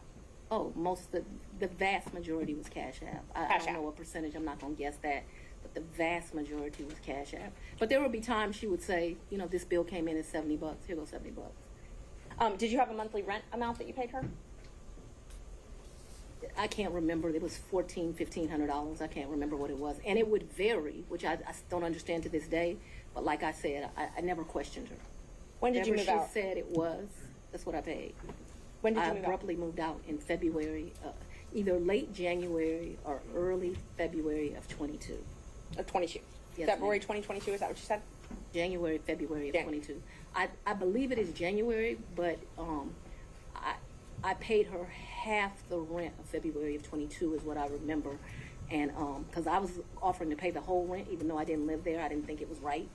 And I ended up just paying her half the rent. So that's after you moved out. You said you ma'am. paid her half of that. Okay. And the time that you said you had to move out of your house because you were scared, did your dad stay there at your house? My father was concerned. Yes, we were both concerned. Okay. But he remained there. My father's 80 years old. He would have been 79. He was scared to death of COVID. You have to go back to when this was. My father's an older man. I wanted him to move out. We had some discussions about him moving out, and what he decided was the risk of COVID was more dangerous than the risk of the people that were threatening. Typical man, more worried about his daughter and his grandchildren than his own safety. You'll get to meet him, and you'll understand he doesn't scare too easily. So his grandkids were living at the house as well at that time? Well, I don't know how old your children are, but when you have adult children, they leave and they come back. They leave and they come back. So there have been periods of time that they're there, they come, they do whatever they want to do. Children do what children do. As long as their mother has a house, they'll come to it. Unfortunately, now the threats because of this case have gotten so extreme. I just pay a mortgage and no one lives there. And that's what I was going to ask you. So when you moved out in, I think you said April 2021, you left your dad and your two kids at the house? My dad and my two kids were not at the house. They were not? Okay, so they didn't still live at your house? My youngest daughter certainly did not live there. Okay. My oldest daughter would come back and forth. I can't say month for month when she was there or when she was not there. I know that she has been there post me moving out. At this time, no one is at my house. Okay. So at some point after you moved out for the safety reasons, at least one of your children did come Ms. back to the Merchant, can we house. get to either the Yeah. relationship or the Sure. financial benefit? Yes. Let's see, we were back at 2021. So you were still friends with Miss Yeardy then. Were you also friends with Mr. Bradley? I've never been friends with Mr. Bradley. You've never been friends with Mr. Bradley? No, I don't consider us to be friends. I don't dislike Mr. Bradley, but I don't consider us to be friends. Is he someone that you would have in your phone and you would message with? I might have text messaged him. Okay. Would you text message him and Mr. Wade on the same conversations? I don't recall doing that, but if it happened, it wouldn't surprise me. Okay, so that wouldn't surprise you, the three of you. Okay. How frequently would you think that the three of you would have texted Not in a very. group chat? I wouldn't think very often, but you're asking me to recall. I don't even know what time period you're asking me to recall, but I'm not going to speak to that because I just really don't know the answer to that. And so I don't want to speculate as to how often that would happen. But it's not out of my practice to text two people on one text message. So if you told me that happened and showed it to me, it wouldn't surprise me, although I have no recollection of it. But there would be some record of it in your phone, or the phone records would have some record of those texts. Perhaps. Talk about, you said that sometimes you paid Miss Yeardy cash. I don't When think you I- went, I'm sorry. when you went on vacation with Mr. Wade, let's just go one by one. Let's start with the first one. What's the first time you went on vacation with Mr. Wade? I think the first time we went on vacation was around April of 22, and a vacation is a stretch, but I'm trying to be comprehensive. I recall April of 22. His birthday is March the 18th, so that would have been his 49th birthday. I took him to Tennessee for the day. I think we went to a museum. I think we might have stayed the night. I'm not sure, but I mean, Tennessee's kind of hard to call a vacation, but I just am trying to be inclusive. And like I said, I know it wasn't more than a day. So you didn't spend the night? I think that we did. That's what I'm telling you. I think that there's a possibility that we stayed that night in April of 22. Who paid for the hotel? I think I did. It was his birthday. And would you have used a credit card?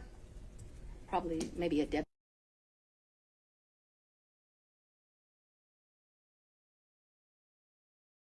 And when did you start dating? When I started dating Mr. Wade, it was right around then. April 2020?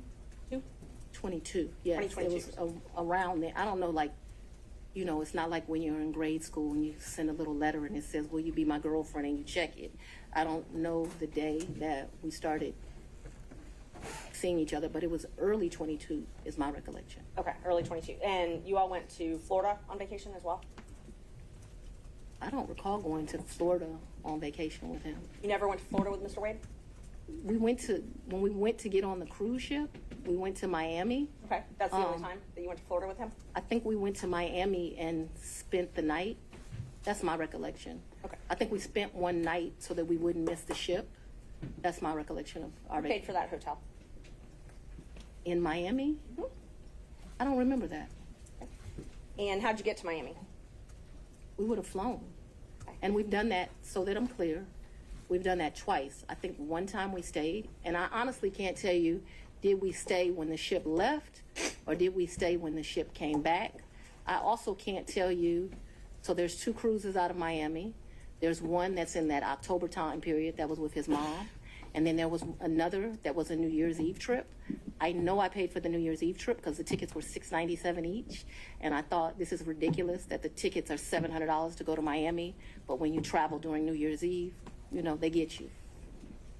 So let's just back up and talk about the first time that you went to Florida with Mr. Wade. That was the time that you said you stayed in Miami at the hotel the first night? That's the time I told you I am not sure. So I'm not sure of 2 things. So I want to make sure that my testimony is clear. I'm not sure if we stayed in Miami on the October trip. I'm not sure if we stayed in Miami on the December trip. I just can't remember that. And I also don't remember, so that the record is clear, I don't remember if the necessity was as we got on the ship or we got off the ship. But I do remember there was a night spent in Miami because either whatever. I don't remember. But I think that there was a night spent in Miami. That cruise is the one that you took in October, right? Ma'am, if you have something to refresh my recollection, I'm intentionally trying to not be difficult with you, but I don't want to make up something. Right. I know that on one of those 2 trips, we stayed in Miami. I am not sure right now. You're asking me about. Oh, I'm sorry, you misunderstood. I was not asking you which night you stayed in Miami. I'm asking if you took a cruise in October 2022 with Mr. Wade. Yes, and his mom. And his mother. That's what I was asking. Yes. Is that the first time you met his mother? Yes. It was on that cruise, and that was Royal Caribbean, I believe?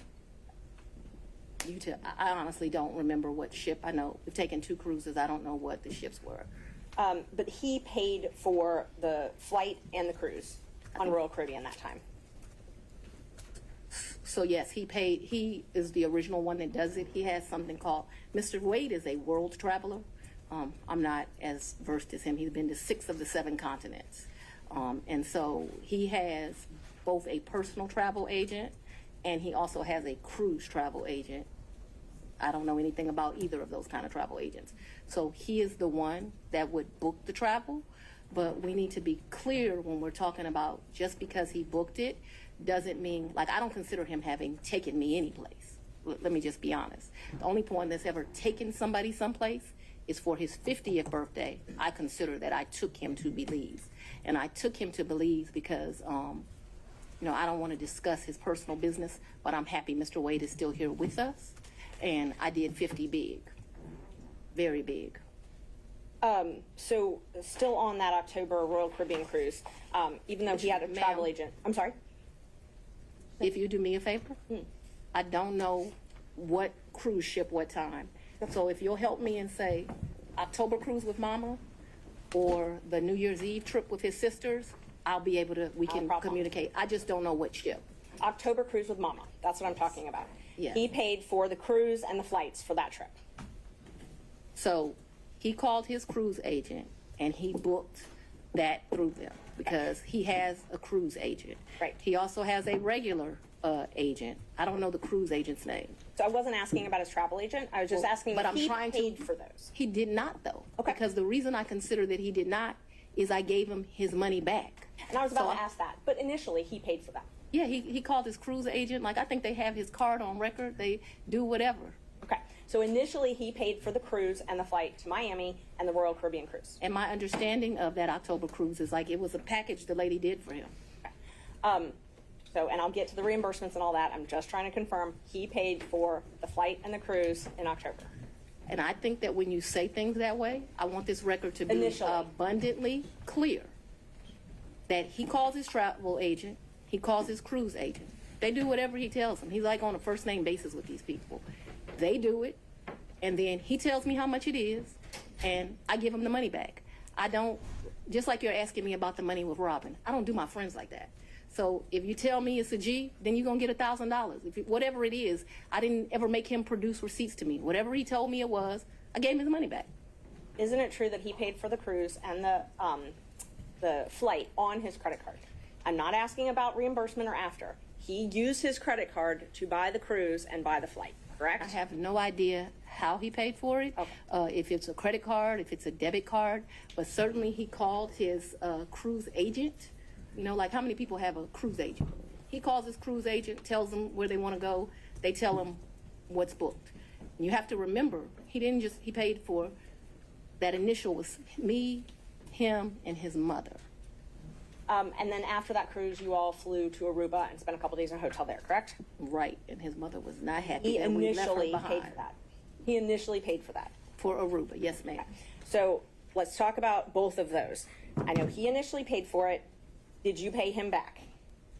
For the cruise and for Aruba, yeah, I gave him his money before we ever went on that trip. You gave him cash before you ever went on the trip? Mm-hmm. Okay.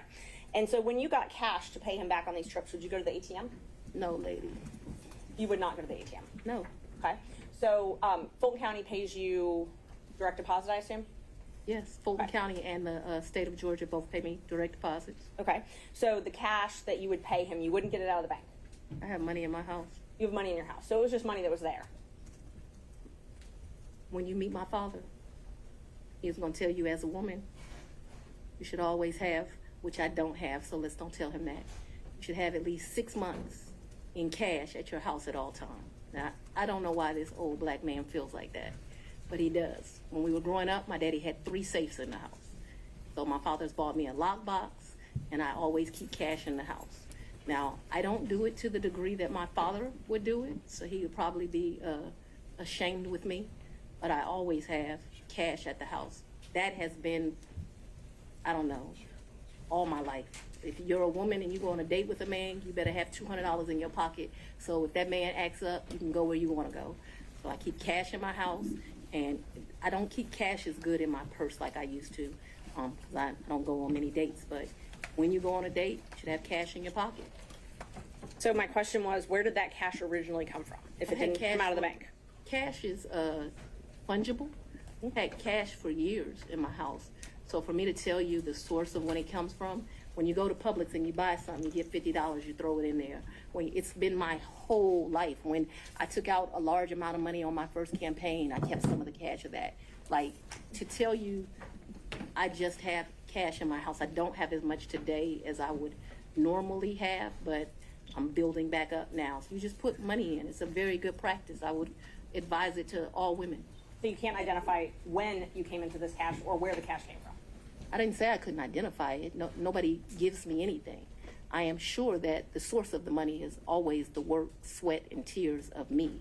What you asked me for is, when did the money go in there? What I am trying to tell you is, so I got divorced in 2005 from my husband. No, it's important. You said, where did the money come from? And I need to tell you where the money came from.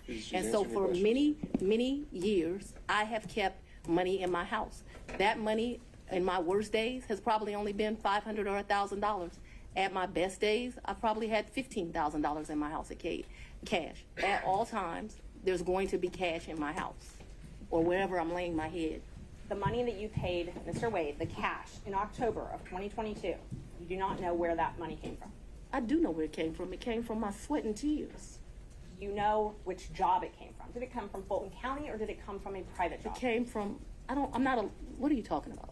So it could have come from a private job because before I was DA, I was in private practice. So I earned money during that time period that's probably in there. You don't it know could where it have, what do you mean I don't know where it came from? I I absolutely understand the situation. We can move on. Okay, thanks. Same with Aruba. You don't know where that cash came from either, right? Ma'am, you are mischaracterizing my testimony greatly. I'm not going to allow you to mischaracterize my testimony. I know that I keep money in my house. The amounts of money I gave Mr. Wade, it was never that serious. I don't think I've ever handed him more than $2,500 in a reimbursement.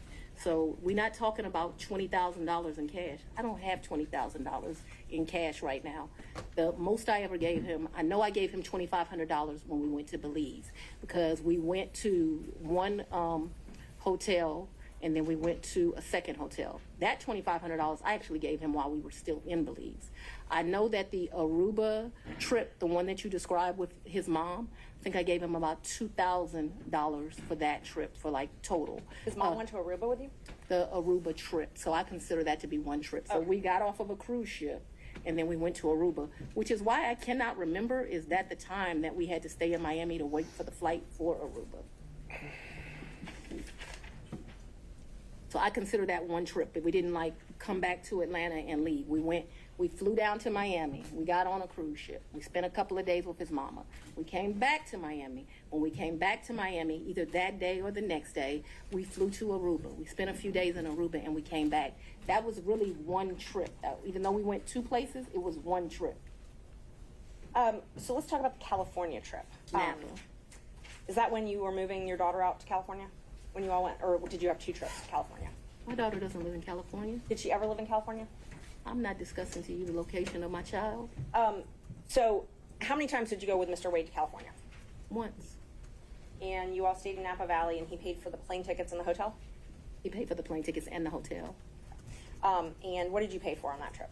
I gave him much less cash that time, probably $400 or $500, and then I paid for a bunch of stuff. I think we did 2 different wine tours that you do, which are pretty expensive. I think I bought him, he likes wine. I don't really like wine, to be honest with you. I like Grey Goose. I bought him a bottle of wine while we were there, and the sippings that you do. I can't remember how many, like 4 or 5 different places you go. I remember we went to this place that they do pairings. That was the most expensive thing that I think that we did while we were there. So they would pair, champagne, chocolate, and caviar. It was a 3, and it was like 3 different things: Sweden, Russia, someplace else. I'll make that up, but that was the most expensive thing we did that trip, and I paid for that. You pay cash?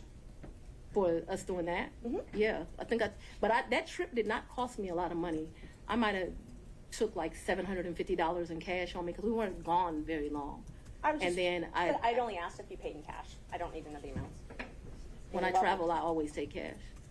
And is the cash that you keep in your house, or do you keep it at the condo that you were living in? So at that point, it wouldn't be at my house, and I'm sorry if I was not clear. The money would be wherever I laid my head. So I wouldn't leave the money at the house. So if I was unclear, no. Money's going to be where I stay. How much did you pay for your trip to Panama?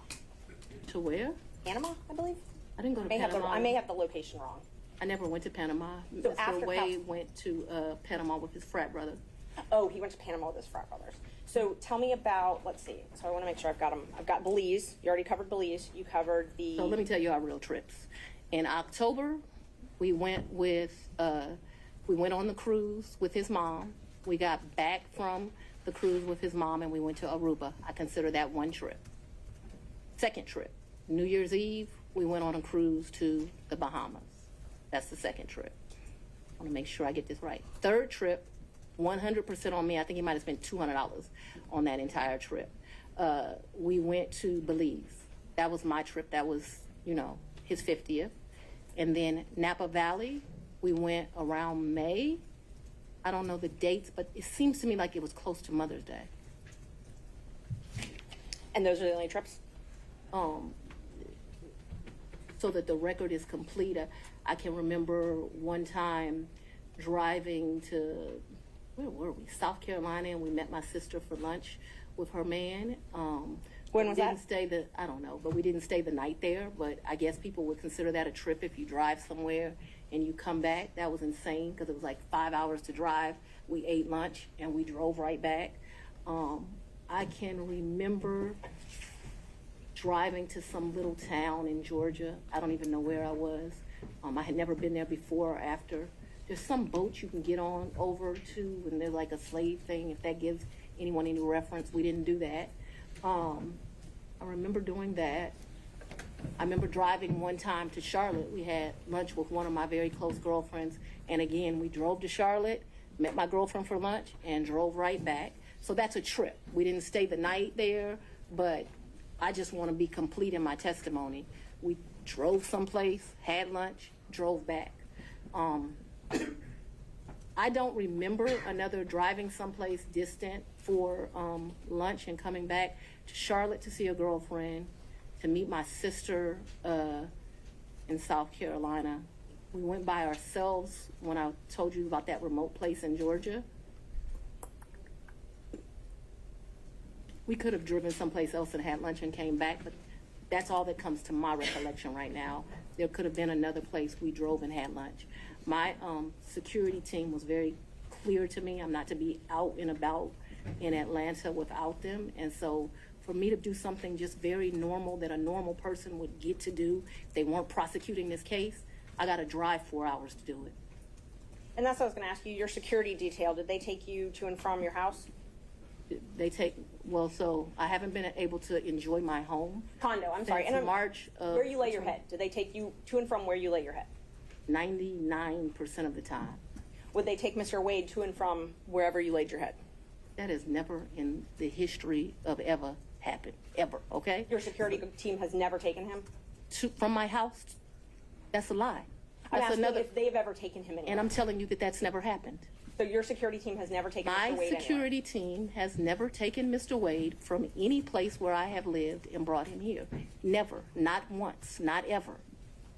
Have they ever taken the two of you together? To where? Anywhere. Well, we've left this building and gone to lunch, but I go to lunch so rarely that is a very rare occasion, I am sure. And let me be clear, it wouldn't just be Mr. Wade. So I'm sure my security team has taken me to lunch. Probably been a time I've left here 7 o'clock, gone to get something to eat, and I don't even know that they would have taken him or if he would have driven himself, but they've taken me to do that. But we're talking very few, very far in between. Most days I don't even eat lunch, and when I do, it's because my assistant has heated up some bag, something, and I eat through meetings and eat in my office. It's not a practice of mine to go to lunch. During the time period that you were dating, would your security team ever take you two together anywhere? No. Never. If there was a lunch that occurred that I just described, if there was a meal that occurred that I just described, anything outside of that, and it needs to be very clear, not often, once, twice, because I want to be over-inclusive, I'm saying once or twice.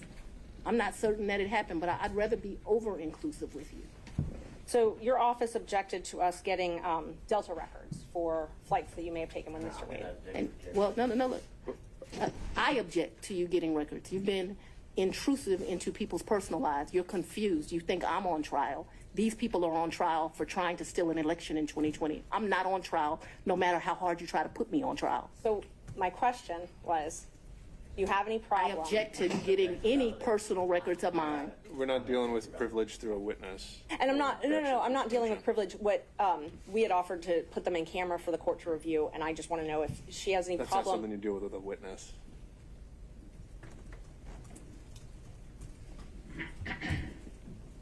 Okay, you have to file as part of your job something called an income and financial disclosure report, correct? That's correct. And you filed your first one, so you filed 2 to date, is that right? Is it 2 or 3? I probably would have filed 21, 22, and maybe I haven't filed 23 yet, because isn't it due like June of the next year? April, I believe. So you filed, let's see, you filed your first one, it looks like April 15th, 2022, and your second one April 17th, 2023. Does that sound familiar? That, I don't remember the dates, but you're an officer of the court. I hope you're telling the truth now. May I approach the witness? You may. Thank you. I already gave the state a copy, exhibits 20 and 21, if you take a look at those. They were part of the certified records. Can somebody bring me some? Yeah. Guys are getting a little old.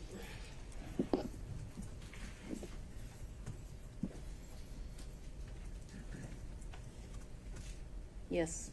Okay, Yes, so ma'am. those are the ones that you filed. This looks like me for sure. Yes, ma'am. Yes, ma'am. Judge, we'd move to admit 20 and 21. I think you need to delineate which one's which 20 one's which. is 2021, so it accounts for the time period, Your Honor, January the 1st, 21 through December the 31st, 2021. That is Defendant's Exhibit 20. Defendant's Exhibit 2021, it accounts for the time period, January the 1st, 2022 through December the 1st of 2022. All right. Any objection to exhibits 20 and 21 Nope. Sorry. from other counsel? Admitted without objection. Yeah. When did your personal relationship with Mr. Wade end? Our personal relationship ended in this year. So let's be very clear so that we don't mix words. I don't want to mix words in here. Mr. Wade is my friend right now. Mr. Wade, I would say, has been my friend since 2020. I think he started out as like a mentor and a professional colleague. He became my friend and somebody that I really respected. I feel very indebted to Mr. Wade for taking on the task of this job. And he is certainly my friend and one of the people that I respect the most. So if you ask about a personal relationship, I consider myself to have a personal relationship right now, Mr. Wade. I consider myself to have a personal relationship with Anna Cross. I consider myself to have a personal relationship with Mr. Abadi. I consider myself to have a personal relationship with Andrew Evans. Okay, let me just clarify that I before we have go. a personal relationship with him as we speak right now. A romantic I don't think rela- that's what you're asking. I think that's what you're asking. When did your romantic relationship with Mr. Wade end? My- Did it end? Me and Mr. Wade, we are good friends. My respect for him has grown over these 7 weeks of attacks. We are very good friends. I think, but for these attacks, it would have been a friendship that, as life goes, you would have stopped having. I think that you have cemented that we'll be friends till the day we die. Your Honor, That let's. could we just have an answer to the question? I can handle Mr. Seda. Let's have She it. asked about a personal relationship. She asked when the romantic relationship ended. That's the question.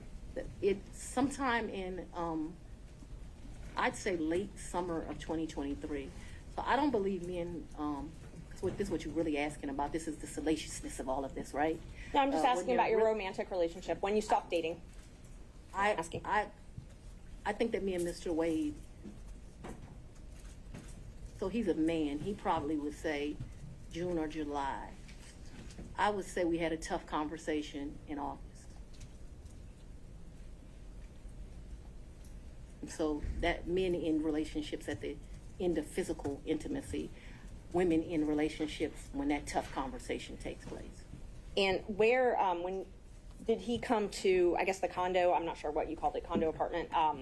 Would he come and stay at that condo or visit you there? I'm sorry, visit you there.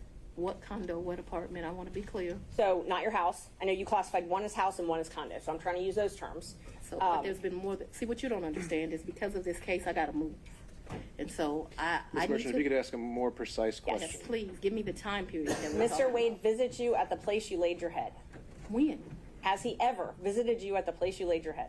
So let's be clear, because you lied in this. Let me tell you which one you lied in. Right here. I think you lied right here. Your Honor, I'm gonna- No. This is the truth, Judge, And this it is a lie. It We're is gonna- a lie. All right, Ms. Willis. You see. Mr. Seda, thank you. We're going to take 5 minutes. We'll be back in 5.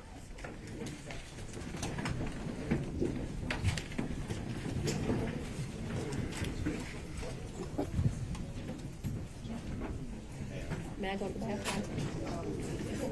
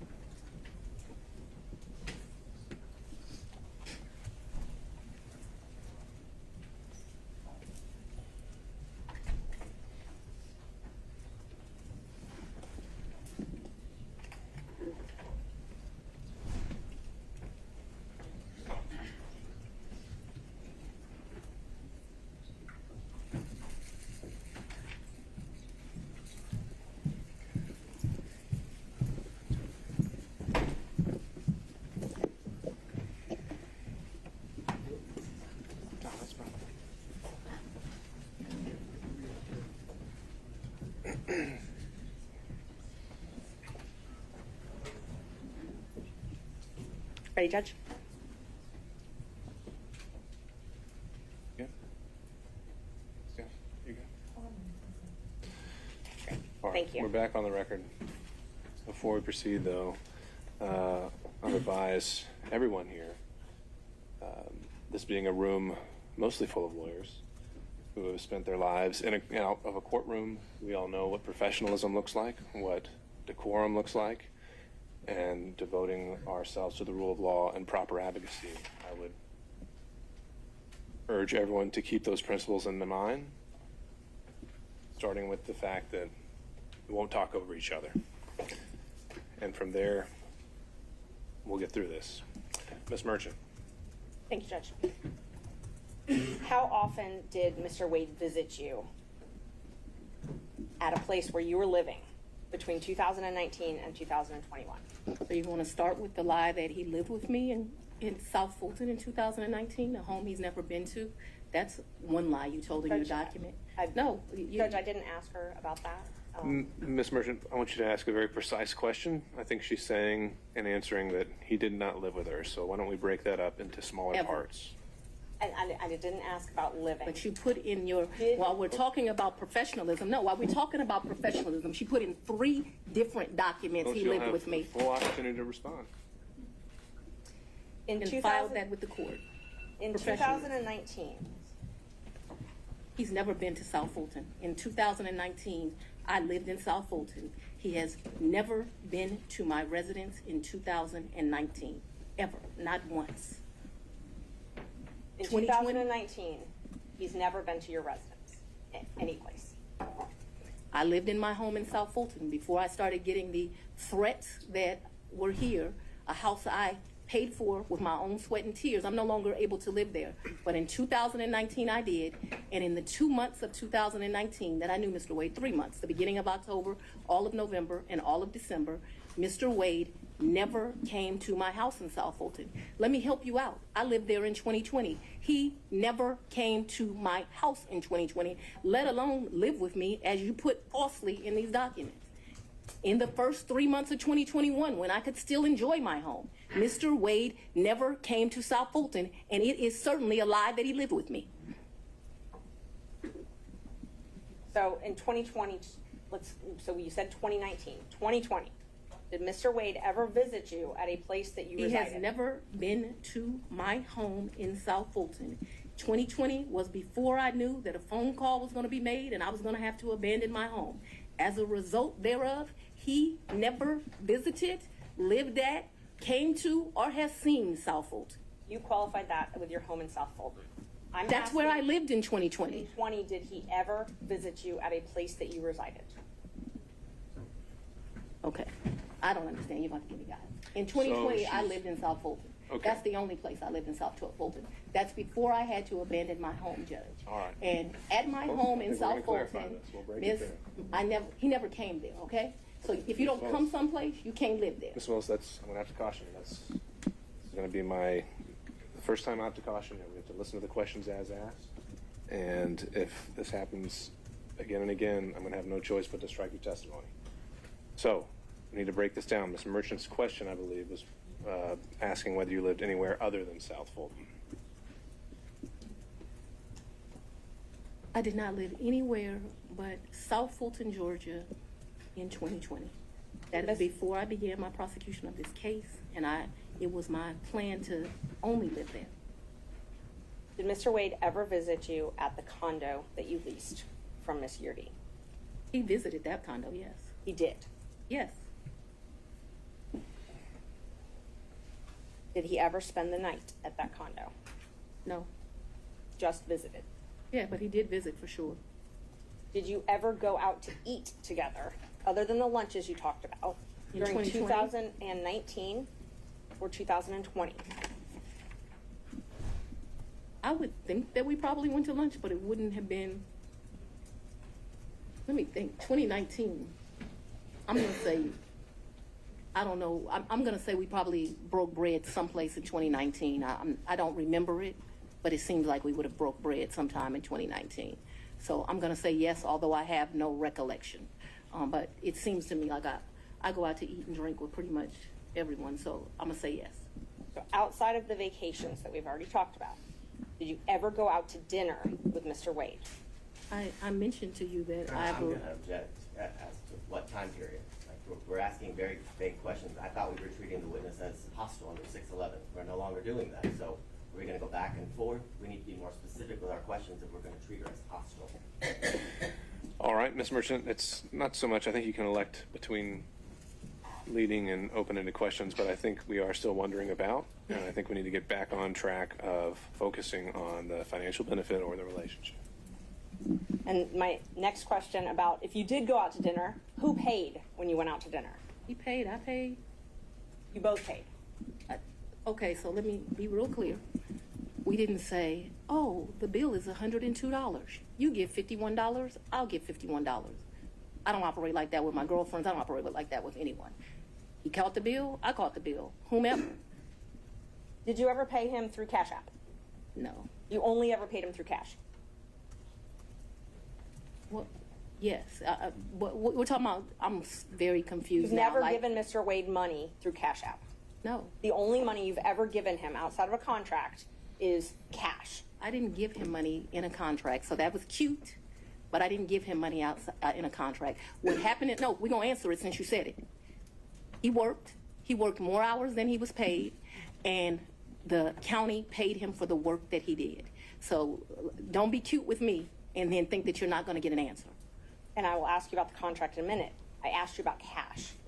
Did you ever pay him anything? And I'm trying to qualify my questions.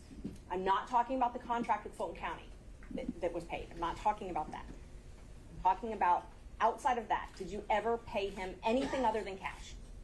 I've only given him cash a few times in the course of what we're talking about. So you've if never we used would a go to credit card? dinner, Let her finish her answers. if we would go to dinner, I wouldn't give him cash because he paid for dinner or I paid for dinner.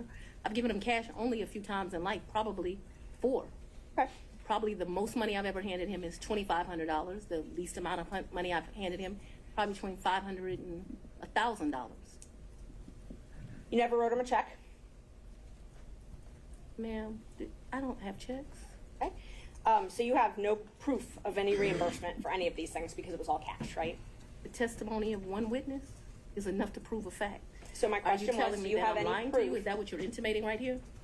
I'm asking if you have any proof that you paid him any of these The monies. proof is what I just told you. You have no written proof. Is that correct? So I have some, probably some transactions like in Belize. I probably spent $500 on my card in Belize. I spent $900 on each of our tickets to go to Belize. I did the $700. I probably got some minor expenses in Aruba that would be on a card. But for the most part, for those trips, other than, so the 2 cruises, I gave him money for those before we ever left because they were pre-booked. Let me answer. Well, the question was if you had any written proof. And so I've answered you that I've had written we proof. can move to the next question. If you've answered if you had any written proof, and that was my question. I want to make sure that we're clear that for the 2 cruises, Judge, and that's I the asked if cruise she gave plus him written Aruba. proof. We're not going to talk over each other. Ms. Merchant, she answered your question, so we can ask the next question. Ms. Willis and Ms. Cross will have plenty of opportunities to let you clarify your answers when it's her turn. Thank you, Judge. Knowing your role as district attorney, you know that public funds are scrutinized and money is scrutinized and things like that. You And understand. I'm sorry, go ahead. You understand you're under a microscope. You have reporting requirements, all of those types of things. You have no record other than your testimony of the money that you've given Mr. Wade. You've already asked that question. Let's keep going. When you took office, you had a tax lien of $4,600. Did you pay that with cash when you made that tax lien whole? I probably paid through however you pay. Okay. So, but you were saying that you had amounts of cash. You still had that lien in 2022 when you were dating Wade and going on these trips. So the cash that you gave him, that could have been used to pay this tax lien off? You gonna tell me how to pay my I'm gonna bills? object. This is not relevant as it relates to why we're here today. Ms. Merchant, are you trying to establish that she was insolvent in some way? I definitely was trying to establish that she did not have these mass amounts of cash that she's talking about, yes. All right. Re-ask the question. You had a tax lien in 2022. $4,600. Did you say I did? And you did not use this cash that you had to reimburse Mr. Wade to pay that off, correct? No. Okay. I went shopping too and I didn't pay it off. And you talked about, you gave a lot of interviews to some authors of a book called Fani, right? I would not characterize it as a lot. I probably have spoken to them No, I'm 2 or 3 times. My question is relevant as to. I think it's already come up that finances are discussed in the book. I'll overrule that. Thank you. Ms. Wilson, you can continue your answer. What came up with Mr. Wade as it relates to hearsay statements that he was asked about in relation to what Ms. Willis may or may not have said in relation to an author. So it's not relevant to the testimony that's occurring at this time. I think Ms. Merchant has said that inside the book, she also makes a statement as to her own finances, and that's at issue. So you gave interviews to the authors of this book, correct? Once or twice. Okay. And 3 times, just to be comprehensive. I don't know if it was 3 times, 2 or 3 times, I think. you were quoted in the book, and I will give you a chance to say if this is a misquote. You were quoted, when they asked you about if you wanted to run for office for DA, you were quoted, "I really don't want to be financially effed up again." Do you remember saying that? So what that refers to, so that My question first is if you remember saying that. I remember saying something similar to that, but I would like to be able to explain what that's in fine. reference to. That's not in reference to anything else. It was a huge sacrifice to be district attorney in Fulton County. Huge. I was doing just fine. I had a municipal court judgeship that was paying me $100-something thousand a year, and like you got to show up twice a week. Easiest thing I've ever done in life. I also had private clients that were paying me to represent them, so I was able to have a law practice and that. Raising 2 daughters by myself, there were times in life where things were hard, and so I was telling people, I don't really run for DA. I don't want to run for DA. I'm in a good position right now. I got this easy job that I enjoy, being the chief judge of the city of South Fulton. I'm making money at the law firm, and I'm not sure that I want to make this sacrifice. And why does it always have to be me? Eventually, I prayed. I think that I was the appropriate person. I think that I did that. So when you're referring to that, what I'm saying is, why should I make a sacrifice again? And what I was not talking about is being district attorney. Once you get elected district attorney, you're in a fine financial position. I make over $200,000 a year. What I was talking about is I ran for judge. When I ran for judge, I took $50,000 of my personal money out of my retirement, and that money ended up being lost. And I know when you bet on yourself, you're going to have to bet money on yourself. And so what I was talking about was not wanting to go through the personal financial expense of running for office. By no means did I think that I was going to be financially in a bad position once I won. Let's talk about what I was up against, because it's important to understand that comment. I had a district attorney who had been here for 24 years. People, it's very relevant as to what my mindset was about this. So I'm trying to answer your question. So what I was saying is Tailored solely to finance. Right, but it is about my finances. If I didn't, nobody put me in this seat. So I had already run for office once. I had spent $50,000 of my own money running, and it was vamoose, nothing. And so when I'm talking to those offers, I'm talking about the contemplation of the sacrifice of the run, not the sacrifice of once you become DA. The odds were against me. I was likely going to lose the election based on who I was running against. So that needs to be in the appropriate context. Isn't it true that the authors also wrote, and you can dispute this if you'd like, that you were broke after that race? The 2018 race. Yes. Yeah, that was a hard race. I wasn't broke like I didn't have any. So broke is relative to depending where you are, but that hurt to lose that $50,000. So I'm sure my mental mindset was like, I just gave $50,000 away. Right. So they characterized it from their conversations with you that you were broke, you had poured your own money into the campaign, and you weren't able to pay your own bills because of your clients couldn't pay their bills to you, and you had a paltry array of family and asset forfeiture cases. It says you were trying to make it month to month. Is that an accurate depiction of your financial situation at that point? I would want to read that, but I don't remember clients not being able to pay their bills. Or May I approach, Judge? You can. You may. Page 13. I have not read this book.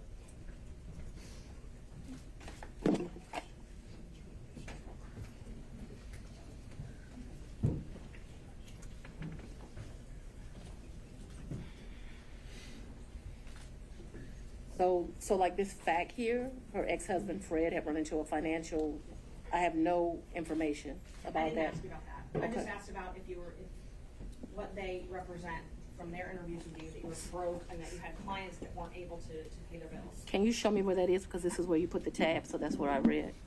Broke, couldn't pay their bills.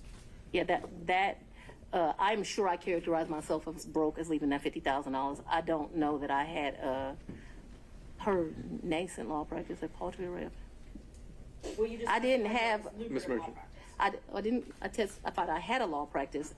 So this is not correct. I'm Okay. sure it's just I didn't have any asset forfeiture cases. So I had one case where they had took one of my clients' money at the airport.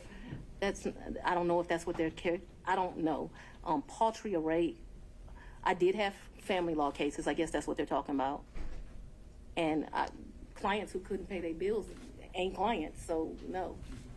So my question was just if this was a fair and accurate representation where it says you were trying to make it month to month at that point. No, I don't think that is actually a fair and accurate representation, but I am certain that after the 2018 election, I'm still not really happy about having given up that $50,000. You know when you paid your tax lien? I don't. You don't? Do you know if you paid it? I know I've paid some taxes. I don't know. I don't want to speculate. Did you tell anyone at Fulton County Board of County Commissioners about your relationship with Mr. Wade? No. Did you disclose your relationship to anybody at Fulton County?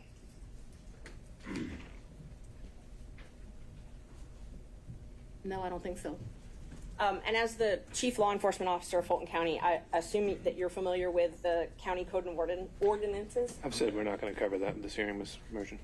I'm sorry, Judge? We said we weren't going to cover the county regulations. Okay, and I won't. Let me ask you this then. So are you aware that you're required to disclose any relationship with someone that you contract with in Fulton County? I'm going to object to the court's prior ruling that you made this morning. Would this be different because it's a potential for impeachment? Yes. What did you ask me? Ms. Merchant, if you could re-ask the question. Okay. Are you aware that Fulton County requires you to disclose any relationship with someone that you're doing business with? I'm not aware, and I know often that things are confused with state constitutional officers in county, but I'm not aware. Okay. So it's your understanding that you don't have a duty to disclose the She's relationship? answered that question. Let's keep going.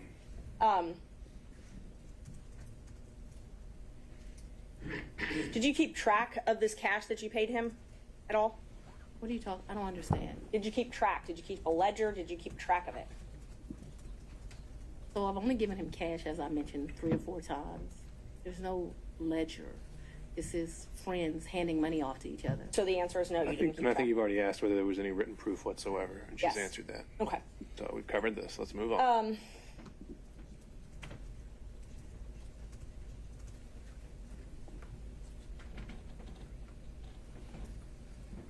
Who were you referring to when you suggested that Mr. Roman's motion to disqualify was racially motivated? We already said we're not talking about the forensic misconduct that's been alleged.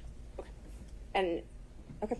And just so the record is clear, I don't believe I said that his motion was racially motivated, so I don't want that to stay there. I've never said his motion was racially motivated, so that should not be Ms. Willis, true. I if think she it would wrote be that. best if we don't need to go down that road. We're going to save that for argument. You once said that you would not engage with a personal relationship with anyone that worked for Fulton County. Is that correct? An employee? Anyone that worked for Fulton County. I think I said an employee. Okay. So that's the qualification you give an employee? You wouldn't. I think that's the statement that I made, so if you want to quote me accurately. So it's your position because Mr. Wade was not an employee? Or it's your position he wasn't an employee, correct? Mr. Wade is not an employee, and he will tell you that over and over again. Just one moment, Judge.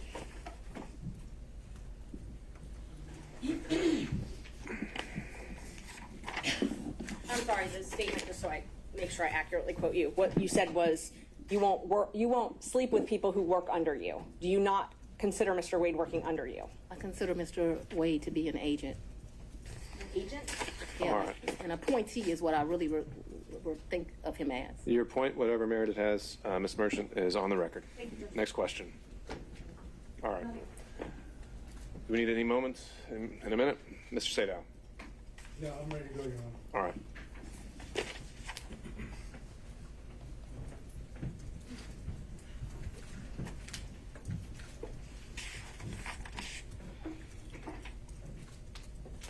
I'm going to try to ask you questions that you can actually answer without having to explain, okay?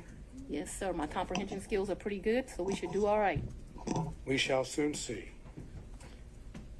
If I heard you correctly, you moved into what I will refer to as the Yurty condo in either March or April of 2021. Is that correct? Sometime between late February and April. Yes, I don't. Just so we're clear, yes. But in that time period, you're in the ballpark. We're in the ballpark. And is that Yurty condo, would you say that it is in Hapeville? It is in Hapeville, yes, sir. And you moved in there for safety reasons? My father, yes, I moved in there. We were concerned. My father was terribly concerned about me continuing to live at the house. And so that we're clear, people came to my house at 5 o'clock in the morning about the police brutality cases, saying I was going to have a wake-up call. There were security threats due to gang cases, and there were concerns due to that was at the very beginning of this, looking into that. And so for all of those reasons and what was happening, my father wanted me out the house, and begrudgingly I left. Okay, so the answer to the question was yes for safety reasons, correct? Those were all of the things that caused the safety concerns. I'm sorry. I'm not questioning whether they are or are not safety concerns. I just asked that you moved into this condo, the RT condo, Right. for safety reasons, right? Yes. Okay. At the time that you moved into the condo, be it from February to April of 2021, Yes. was your father still living in your house? Right, because my father. That's all I ask you. But I get to explain the answer, sir. I don't know if there's an explanation. If I ask you, was your father still living at your house, the answer is either he was or he wasn't. Yes, but you are going to get to argue at the end of this, as we both I'm know. not going to And argue so anything. I would I'm going to like ask. to be able to explain why. I'm going And so, to. yes, Willis? because my father is an older gentleman, he was worried about COVID, and he stayed. Ms. Willis, I'm going to have to say that's second time. Whenever we have to put a pause, you stop testifying, okay? You'll have a chance to explain yourself. The question was whether your father was not staying there at the time, and you're clarifying that in your answer as well. You can have a brief clarification, but it shouldn't be something that reaches well beyond the question. All right, Mr. Sadao, you can re-ask the question. We'll see where it takes us. Okay, thank you, Your Honor. Was your father still living in your house at the time you moved to what I would refer to as the Yurty condo? Yes, sir, he was, due to his concerns related to COVID. Okay. The safety concern was that there was potential danger at your house. Is that correct? Yes, my address had been exposed, so yes, there was concerns about potential danger at my house. Okay, so anyone staying at your house in the time period after you went to the Yurty condo was still in danger, correct? Yeah, what? No, he did. I think you have to. It's your attorney, Ms. Willis. Sorry, Mr. Potter, your objection is speculation Yes. to the question of Speculation. whether someone was still in danger at her condo. Just let her answer the question. Or Mr. Sadao wants to rephrase. No, yeah, I'm not sure. I was able to I've got understand it. I've got the objection, and then I have. I'll withdraw the objection. You can move forward. Okay. So, and I remember the question, so I can answer it. Well, you can now that the objection's been withdrawn. Can you try to answer that question? Yes. There's still a safety concern I was- for people staying at the house. Yes, I was very concerned about my father still living at the house. However, if you have dealt with an older gentleman, he was not leaving the house, despite my urging him that I thought he should leave as well. He did not want to leave the house because he was particularly worried at his age about COVID. But that became, I don't want to say, I was not happy with that decision of my father's, but I can't ultimately make him leave. And he stayed there too long, in my opinion. Okay, thank you. During that period that you left to go to the Yurty condo, did any of your children stay at your house? So I don't, I don't think that they were there at that point. Certainly my baby wasn't there. I'm talking about this entire period. We're talking about, if I remember correctly, and you'll correct me, I'm sure, you said that you stayed there at what I would call the Yerty condo until January of 2022, correct? Yes. Okay, so I'm asking you in that period, which would be February to April of 2021 until January of 22, did any of your children stay at your house? And you don't have to yell at me. I'm able to understand. So I would ask you to not yell at me. That being said, I don't actually expressly remember, but I can tell you, since I have left my home, there have been times my oldest daughter came in. But I can't tell you with certainty the time window that you've said, if they did or not. And so I don't want to speculate to that. But there was some time that my oldest daughter came back. Whether it was that period or after I left the Yurdi residence, I'm not sure, okay? Okay, so if I continue to go into more detail on this, you're not going to be able to give me an answer of whether or not, in fact, any of your children were still at the house or stayed at your house during that time period, correct? What I can give you clarity of, so that we are clear, is from the time I moved out in February-ish of 2021, after I left there was a time period that my oldest daughter came back. But if you're asking me, was it in that window or after, I just don't have a recollection of that, because, you know, your kids come and they go. And so I don't remember the specific time period, and I apologize for that. Did your children ever stay with you at the Yerty condo? Like maybe a night, Okay. like for a girls' night or something, but live with, no. Okay. Did anyone else stay with you at the Yerty condo, That was a- including Miss Yerty? Never. Miss Yurdi never lived in the condo. She met her husband and they moved. They weren't quite married, but they moved. Nobody ever lived with me in the condo. That was My Along word with you. was stayed, not lived. Stayed with you at the condo. I guess I don't understand the distinction, but no one ever, I think my baby's my oldest child. I think she spent one night with me, maybe my oldest and my youngest.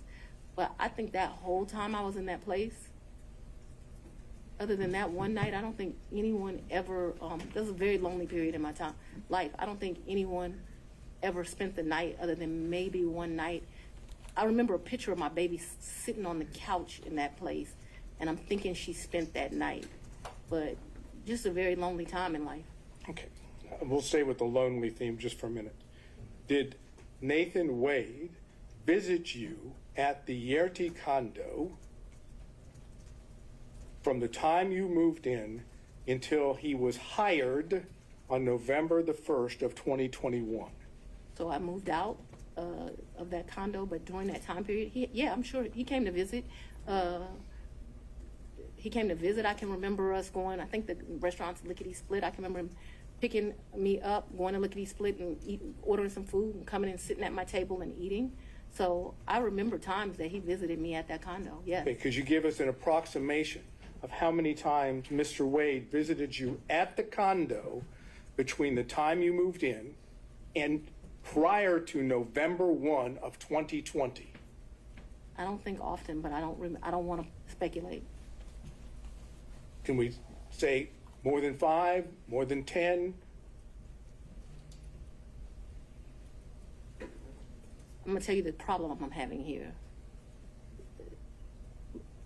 Let's say more than 10, but I'm not sure that that's even accurate.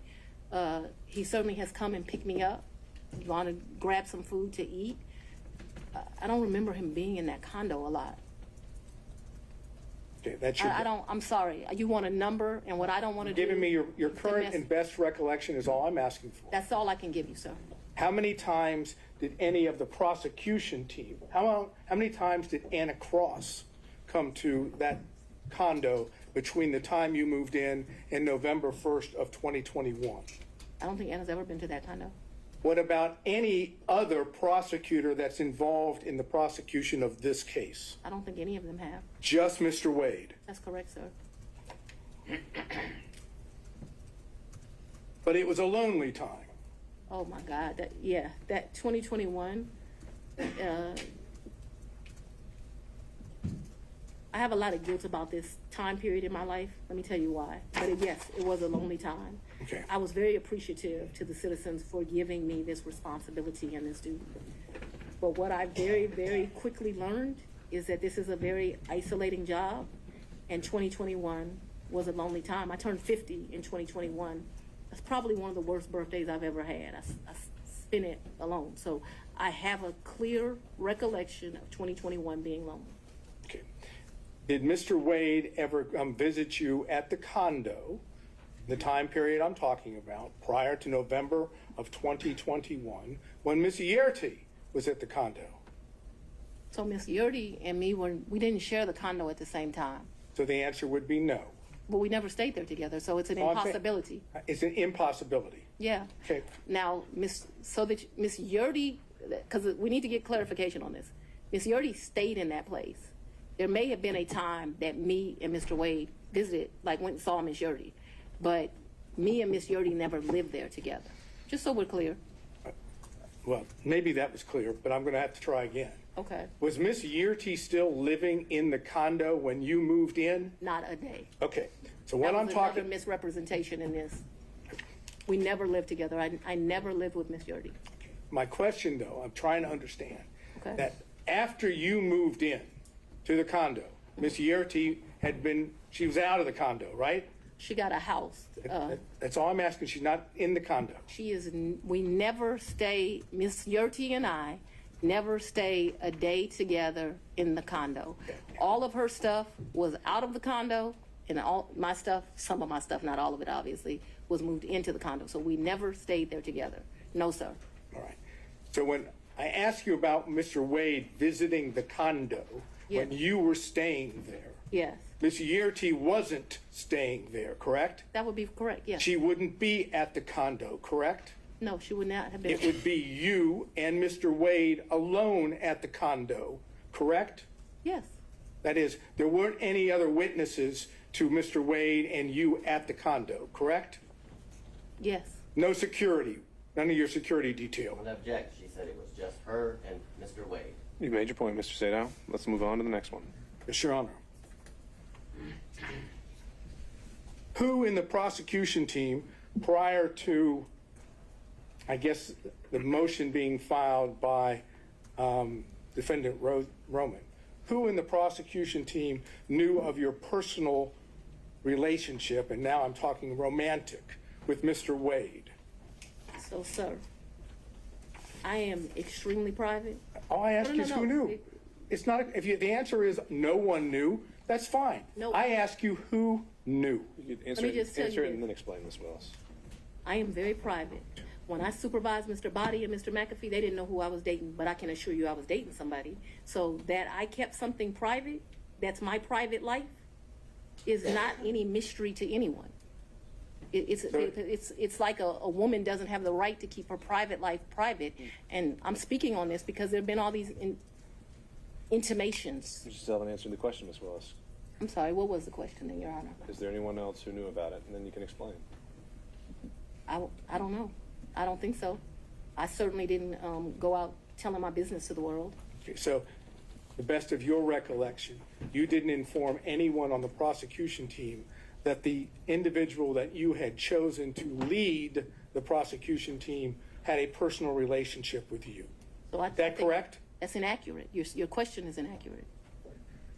What? Because you stated that the person I chose, we had a personal relationship. So we had a friendship. We have all these distinguishing factors. Remember, when I chose him in November of 21, first of all, let's get this straight. Mr. Wade was not actually my first choice. That's no insult to him. Your Honor, No, I it is don't- you, because of the way you phrased the question. You said, when I chose him, I didn't inform people of a personal relationship. We have defined personal as romantic. It is an inaccurate way to state the question. Then I will as- certainly restate it so it is very accurate. Okay, and please do not yell at me. You hired Mr. Wade for the first time on November 1st of 2021, correct? November of 2021, yes, Okay. sir. Your testimony is, whether one accepts it or not, your testimony is that at the time you hired Mr. Wade, there had never been a romantic relationship with Mr. Wade before you hired him, correct? Yes, my testimony is that we were very good friends, but we're talking about a sex, so let's just don't. No, I'm not talking about, I'm saying romantic relationship doesn't necessarily have to be just sex. Well, It can I be don't- dating, it can be holding hands, it can be any of those things that one might call romantic. I'm asking you whether or not prior to November 1st of 2021, there was a romantic relationship with Mr. Wade. It's very simple. It's either a yes or a no. I don't consider my relationship with him to be romantic before that. I'm not a hand holder, so no. Okay, that's fine. Now, let's move beyond November 1st of 2020, Yes. 2021, excuse me. If I understand your testimony, there was no romantic relationship with Mr. Wade until early in 2022, whether it be January or February or March, early in 2022, correct? I would say sometime between February and April. Yes, sir. All right. Now I'm asking you about that time period when it became romantic. Yes, Okay? sir. Thank you. Okay. You didn't see the need, if I understand, to tell any of the people on the prosecution team when you had established a romantic relationship with Mr. Wade that the lead prosecutor, that is the man that was basically giving orders to others, was dating or having a romantic relationship with you, correct? I'm going to object to relevance at this point, Your Honor. It's not Say no relevant. relevance. Just to prove or attempting to show that there is an issue on the credibility about the relationship. The failure to have informed anyone on her team that she was having a romantic relationship with the lead prosecutor, I suggest gives rise to that inference. That's the relevance. The inference that The inference that they were concealing this because it was not as it's been characterized to the court, and that in fact it started earlier than what they say. all right, overruled. Mr. Sadow. I just want to make sure that we're clear. From at least 2020, me and Mr. Wade were friends. At least that time period. Okay, I'm not talking Okay, about. so no, I want to be clear because my credibility is being evaluated here, right? We were friends. We hung out prior to November of 2021. In November of 2021, I hired him. I do not consider our relationship to have become romantic until early of 2022. Because I don't know a date and time, I'm saying sometime between February and April of 2022, and very early April of 2022, because I know that trip that I discussed with you was like the first week of 2022, that the relationship had become romantic. I hope that answered your question, but I can't have it where, you know, we're saying something differently. All right, so you've established the timeline as you put it. The question originally was, at that time, did you tell any other prosecutors on the prosecution? I never tell people at work who I'm dating. All right, Mr. Sadow. Okay. Did you take any trips to D.C. with Mr. Wade? Never. Did you take, okay, so you have no, what I would call personal trips or business trips to D.C. with Mr. Wade? I never went to D.C. with Mr. Wade, personal, business, otherwise, never. Okay, so, I've never been in the District of Columbia with Mr. Wade, or Maryland, Virginia, the DMV as they call it. so as I understand it, to be clear, any trips that you would have taken to see D.C. That was, would pretty not, that was a pretty clear answer. huh? That was a pretty clear answer. No. Asked and answered She just said no. twice. So do you have a variation or something new to bring up? I'll ask it and we'll see. Did you take trips to D.C. that were non-business during the time period that this case or this matter was under investigation? I'm going to object as to relevance as it relates to the matter that we're here before Your Honor today. Well, again, the question already asked is, did you take personal or business trips? She said, But that was with Mr. Personal or Wade. business? That was with Mr. Wade. This I asked her alone whether she took. okay. What's the relevance? And what would be the relevance of that? I'm trying to understand whether or not we have an ability to show a personal trip in which Mr. Wade is there at the same time. I understand her answer, okay? I understand her answer, but we have documents, we have records that, Your Honor, I'm going to Okay. object to the documents, the things that Well, this could be something that's maybe not part of the record yet, but if he has I think there have been other things discussed in this case, and they have evidence that Mr. Wade may have been in D.C. at the same time. If you want to ask about that exact specific date, Mr. Sadon, you can do that. I would reference to the court that that was not asked of Mr. Wade, anything about any trips to DC. Sure. And so that's going to limit its merit and impact and on credibility. So, Mr. Sadon, ask the question. So, I understand your testimony is you never took a trip to D.C. with Mr. Wade. That's correct. Personal or business. that's correct. Were you ever in D.C. at the same time as Mr. Wade? I was not. On personal or business? No, me and Mr. Wade have not been to D.C. at the same time. However, since Mr. Wade has been on this case, he's been to D.C.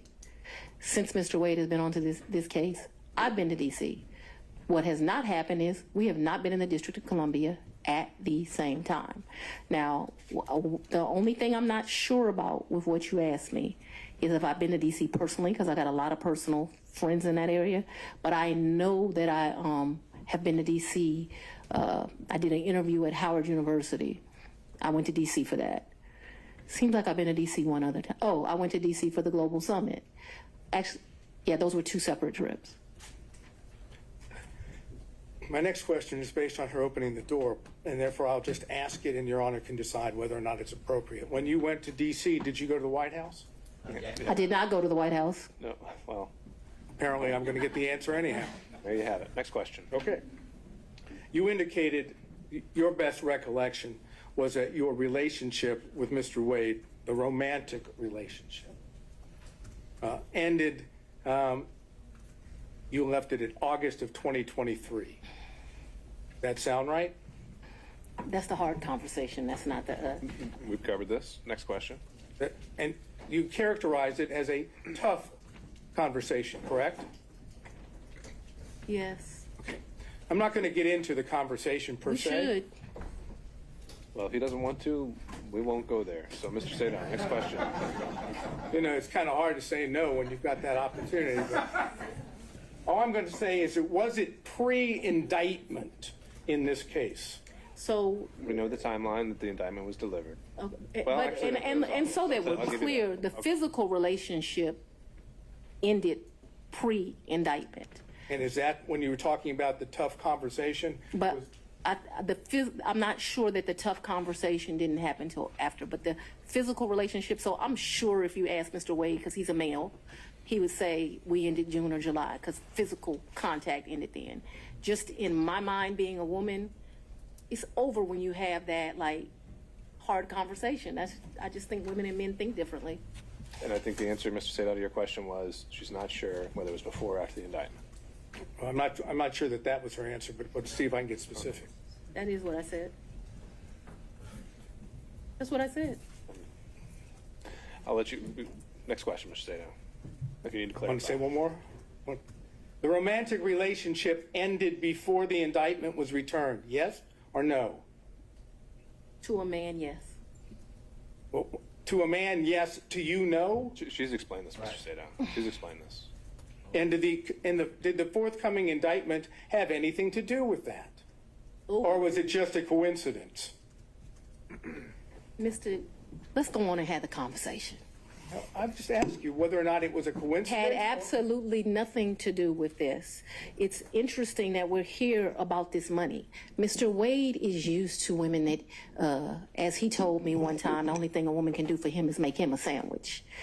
We would have brutal arguments about the fact that I am your equal. I don't need anything from a man. A man is not a plan. A man is a companion. And so there was tension always in our relationship, which is why I would give him his money back. I don't need anybody to foot my bills. The only man who's ever foot my bills completely is my daddy. Is there anything else you would like to add to that? No. Sure. But I'm sure we'll talk about it further. No, we're not going to talk about it further. All right, no back and forth, Mr. Sadon. Next question. My next question is something that that has to do with what I've characterized as the church speech. Let me just tell you what the question is, because I know that's not something. Preserve it for the record. Huh? You can preserve the questions for the record, but then we'll move on. That's correct. Thank you. when you gave what I've referred to as the Martin Luther King weekend church speech, you know what I'm referring to? A great honor of mine. That's a historic African-American church. Yes, I do. Okay. Did you have handwritten notes with you that you were reading from during the speech? And on second thought, Mr. Sadov, because you might have a number of questions about this, why don't we just bullet point what you would want to cover on this to preserve for the record, and then we'll move on to the next topic. Okay. Since I had laid out before that the forensic misconduct isn't a So subject do of the I evidentiary not get hearing. an answer for that? That's right. Okay.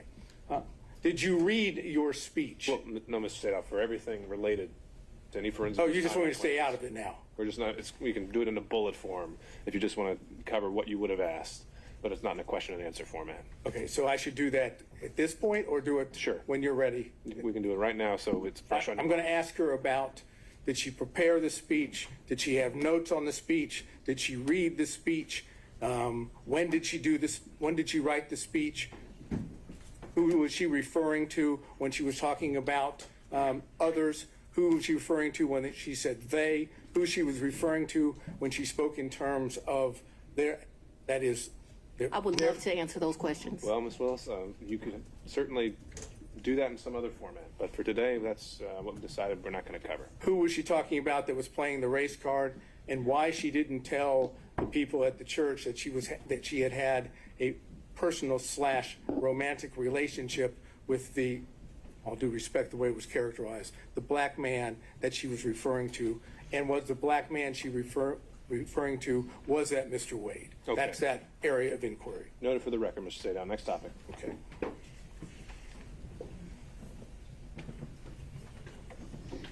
I realize that you've testified that you have no records that with regard to cash payments, Yes. correct?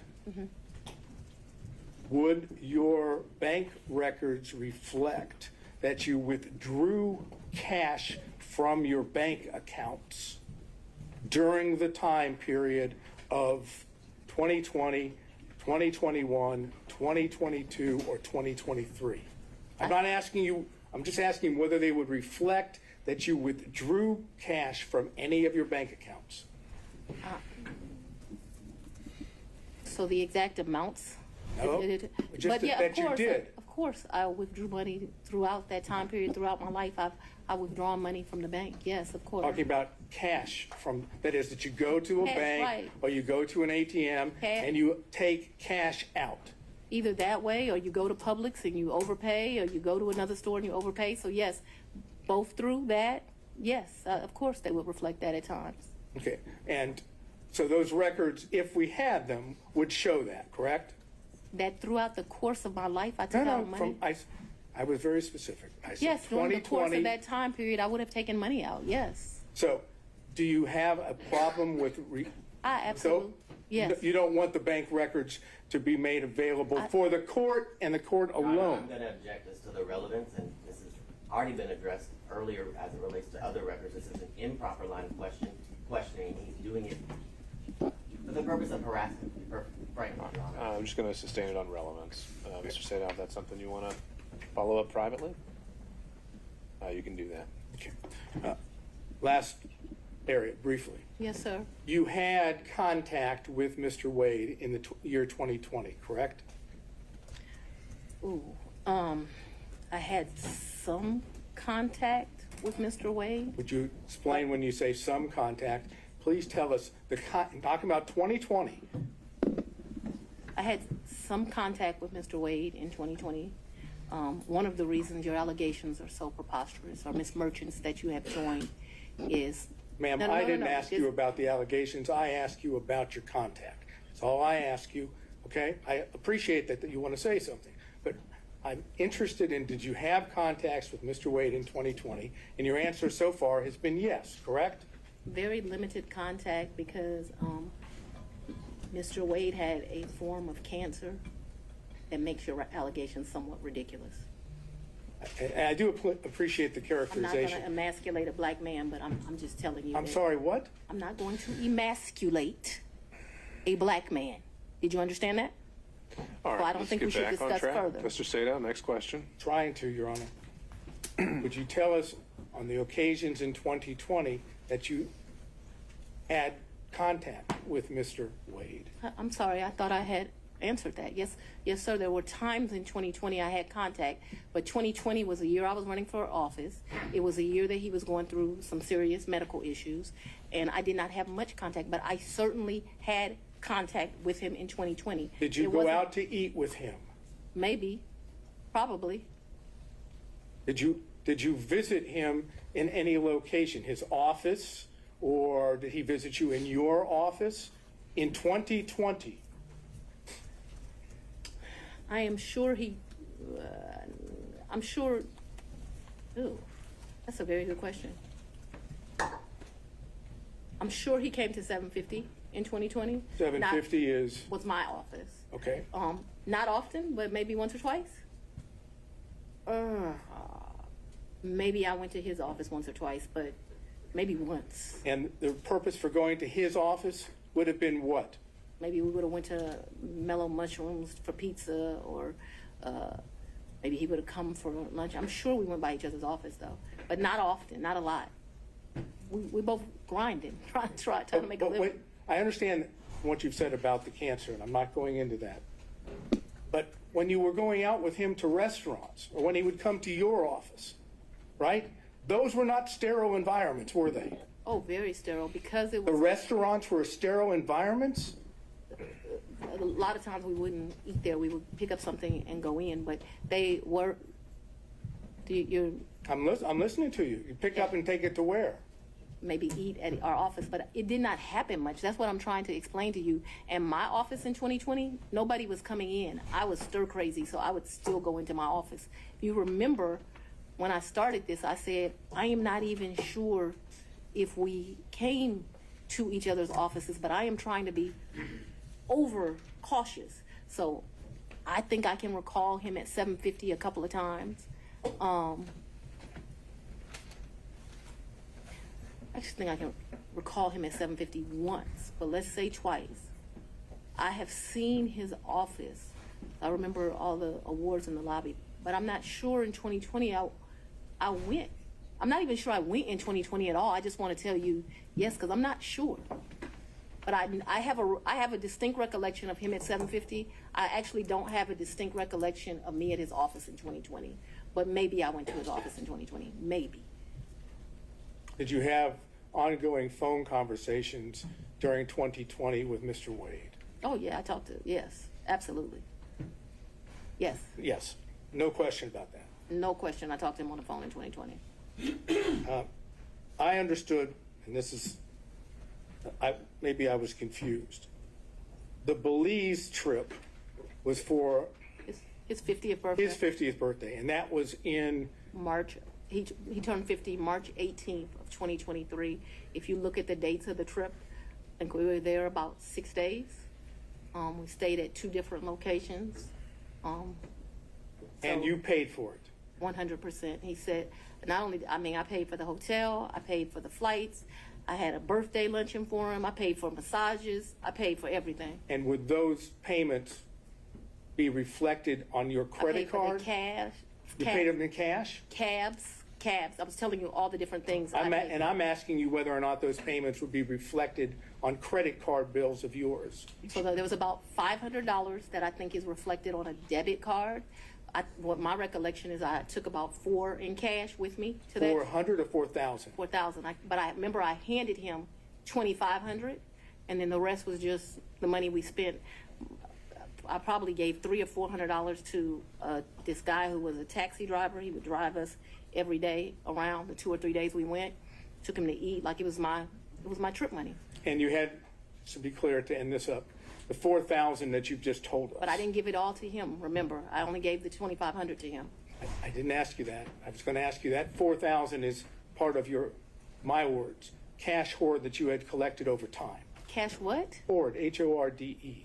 Oh, I thought you said something different, sir. No, I'm afraid I wouldn't say that under any circumstances to you or in court. All right, back on track. The hoard, cash hoard. I would not classify it in that way, but I have money at my house. Yes, sir.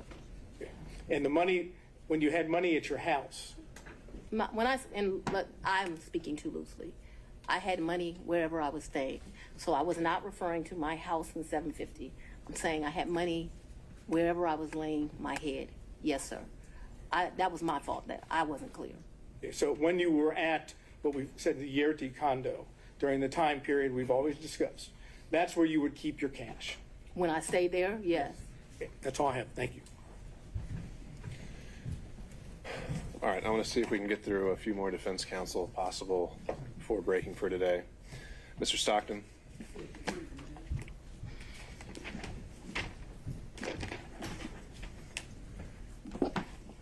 Madam District Attorney, I'm Alan Stockton. I don't think we've had the pleasure of meeting. It's a pleasure to meet you, sir. Madam DA, you described these various trips, and Mr. Sadow asked you about going to Washington. Did you and Mr. Wade go to New York? I've gone to New York.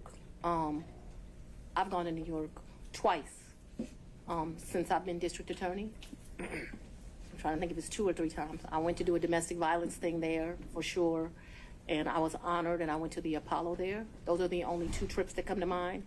I went. He was not with me.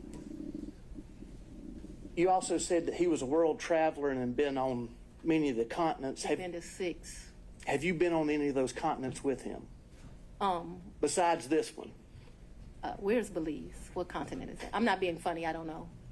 Let's say, with the I've been exception to of... Belize with him. I've been to the Bahamas with him. I've been with Aruba with him. Don't embarrass me. I'm not sure what continents those are on. Whatever continents those are, that's where I've been. I'm sure if I gave it some thought, I would tell you. But whatever continents those are, that I've been to those locations, sir. But not Australia or any other continents? I don't even want to go to Australia. I do know he took a trip in December to Australia.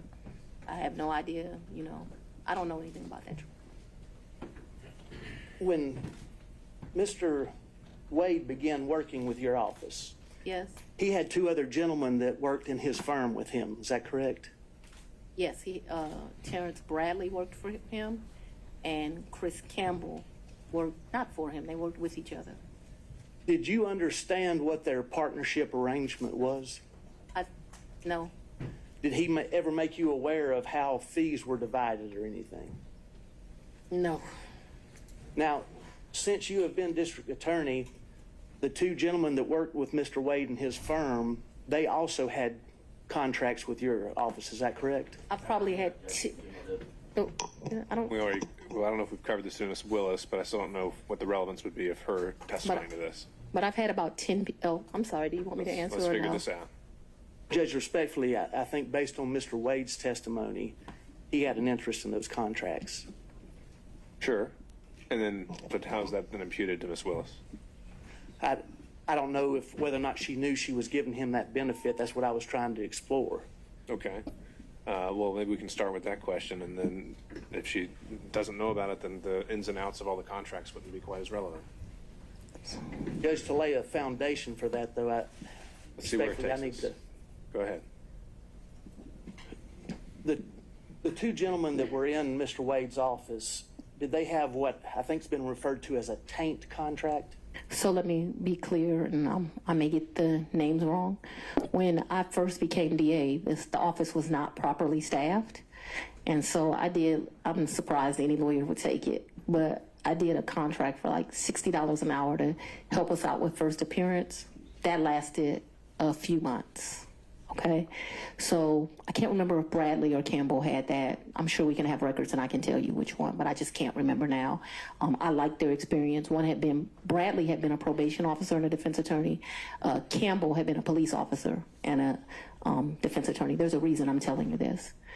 Then that contract, like I said, it didn't last long. It was just, I was aggressively hiring. As soon as I got where I felt like I had first appearance, enough lawyers for that, I let them go. Then we had what's called a filter contract, but it was not filter for this particular case. I do have a lawyer who does the filter for this election interference case. When we're talking about filter, the contract they had that neither one of them has any longer, I now have another lawyer that does that for me. It was only for police brutality cases. It's for what I call the, so when I first got to be the DA, I had, the whole unit was called anti-corruption. It dealt with both elections and police brutality cases. I actually took a trip to Houston and visited the district attorney in Houston. They divided their work up, and I thought the way she was doing it was better than me. And so I made a civil rights unit. And so they did what we would classify as civil rights cases. Those are specifically the police brutality cases. When I first took over, I was told Paul had not filtered 5 cases. That was a joke. It ended up being the 101 cases. They weren't filtered, which is why I hired 2 of them. Eventually, we got it down enough that it was 1 of them. And then now I still have 1 lawyer that does it, but now I've been able to cut those cases down to like 30. Can you tell me and help me understand what the purpose of the filter is? Yes, sir.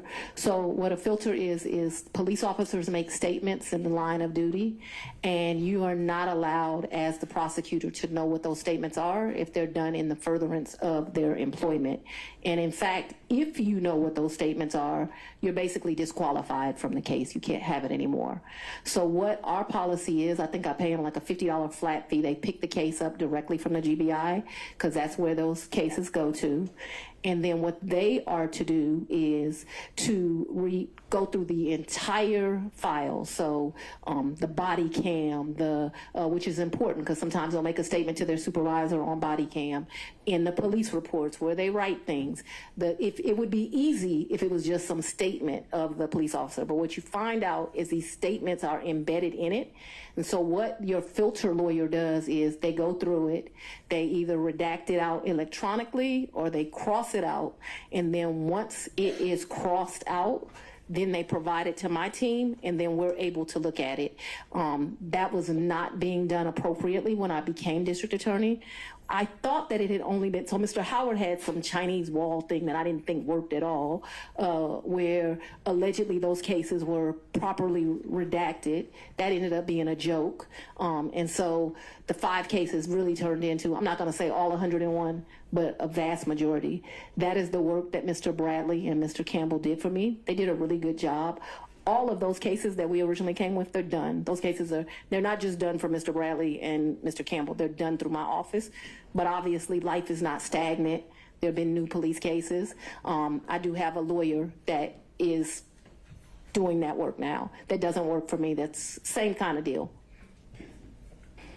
I have another lawyer that does filtering for this case, completely separate. So in the same private office, you had a filter contract, then you had somebody else handling first appearances and so forth, and then you had a special prosecutor. Is that correct? I'm just not. Ultimately, the answer to your question is yes, but I'm not sure that they did it at the same time. The first appearance contract was either $60 or $90. I don't know really how I convinced them to be able to take that, but I think because it was for such a short amount of time. And then I think I pay my filter lawyers, which I still don't know how I get away with, about $150 an hour. And I want you to understand, the AG pays special prosecutors $1,000 an hour. So I'm a tough negotiator. Paul was paying people up to $375 an hour. I won't pay anyone more than $250 is my max. I have a lot of lawyers for what I have that work at $250, and I cap them every month. You can't go past a certain amount of hours. Would you agree that if Mr. Wade and the 2 other gentlemen that were in his firm were splitting fees in equal thirds, would you agree that he would benefit from the tank contract and also from the other first appearance contract? I would agree he would make money. Yeah, so to make money is a benefit. Just a thought, guy. Mr. Durham, if you're still with us on Zoom. No questions, Your Honor. Mr. McDougald. I do have a couple, Your Honor, but it's a little awkward from back here. Do you want me to? Yeah, why don't you go ahead and make your way up.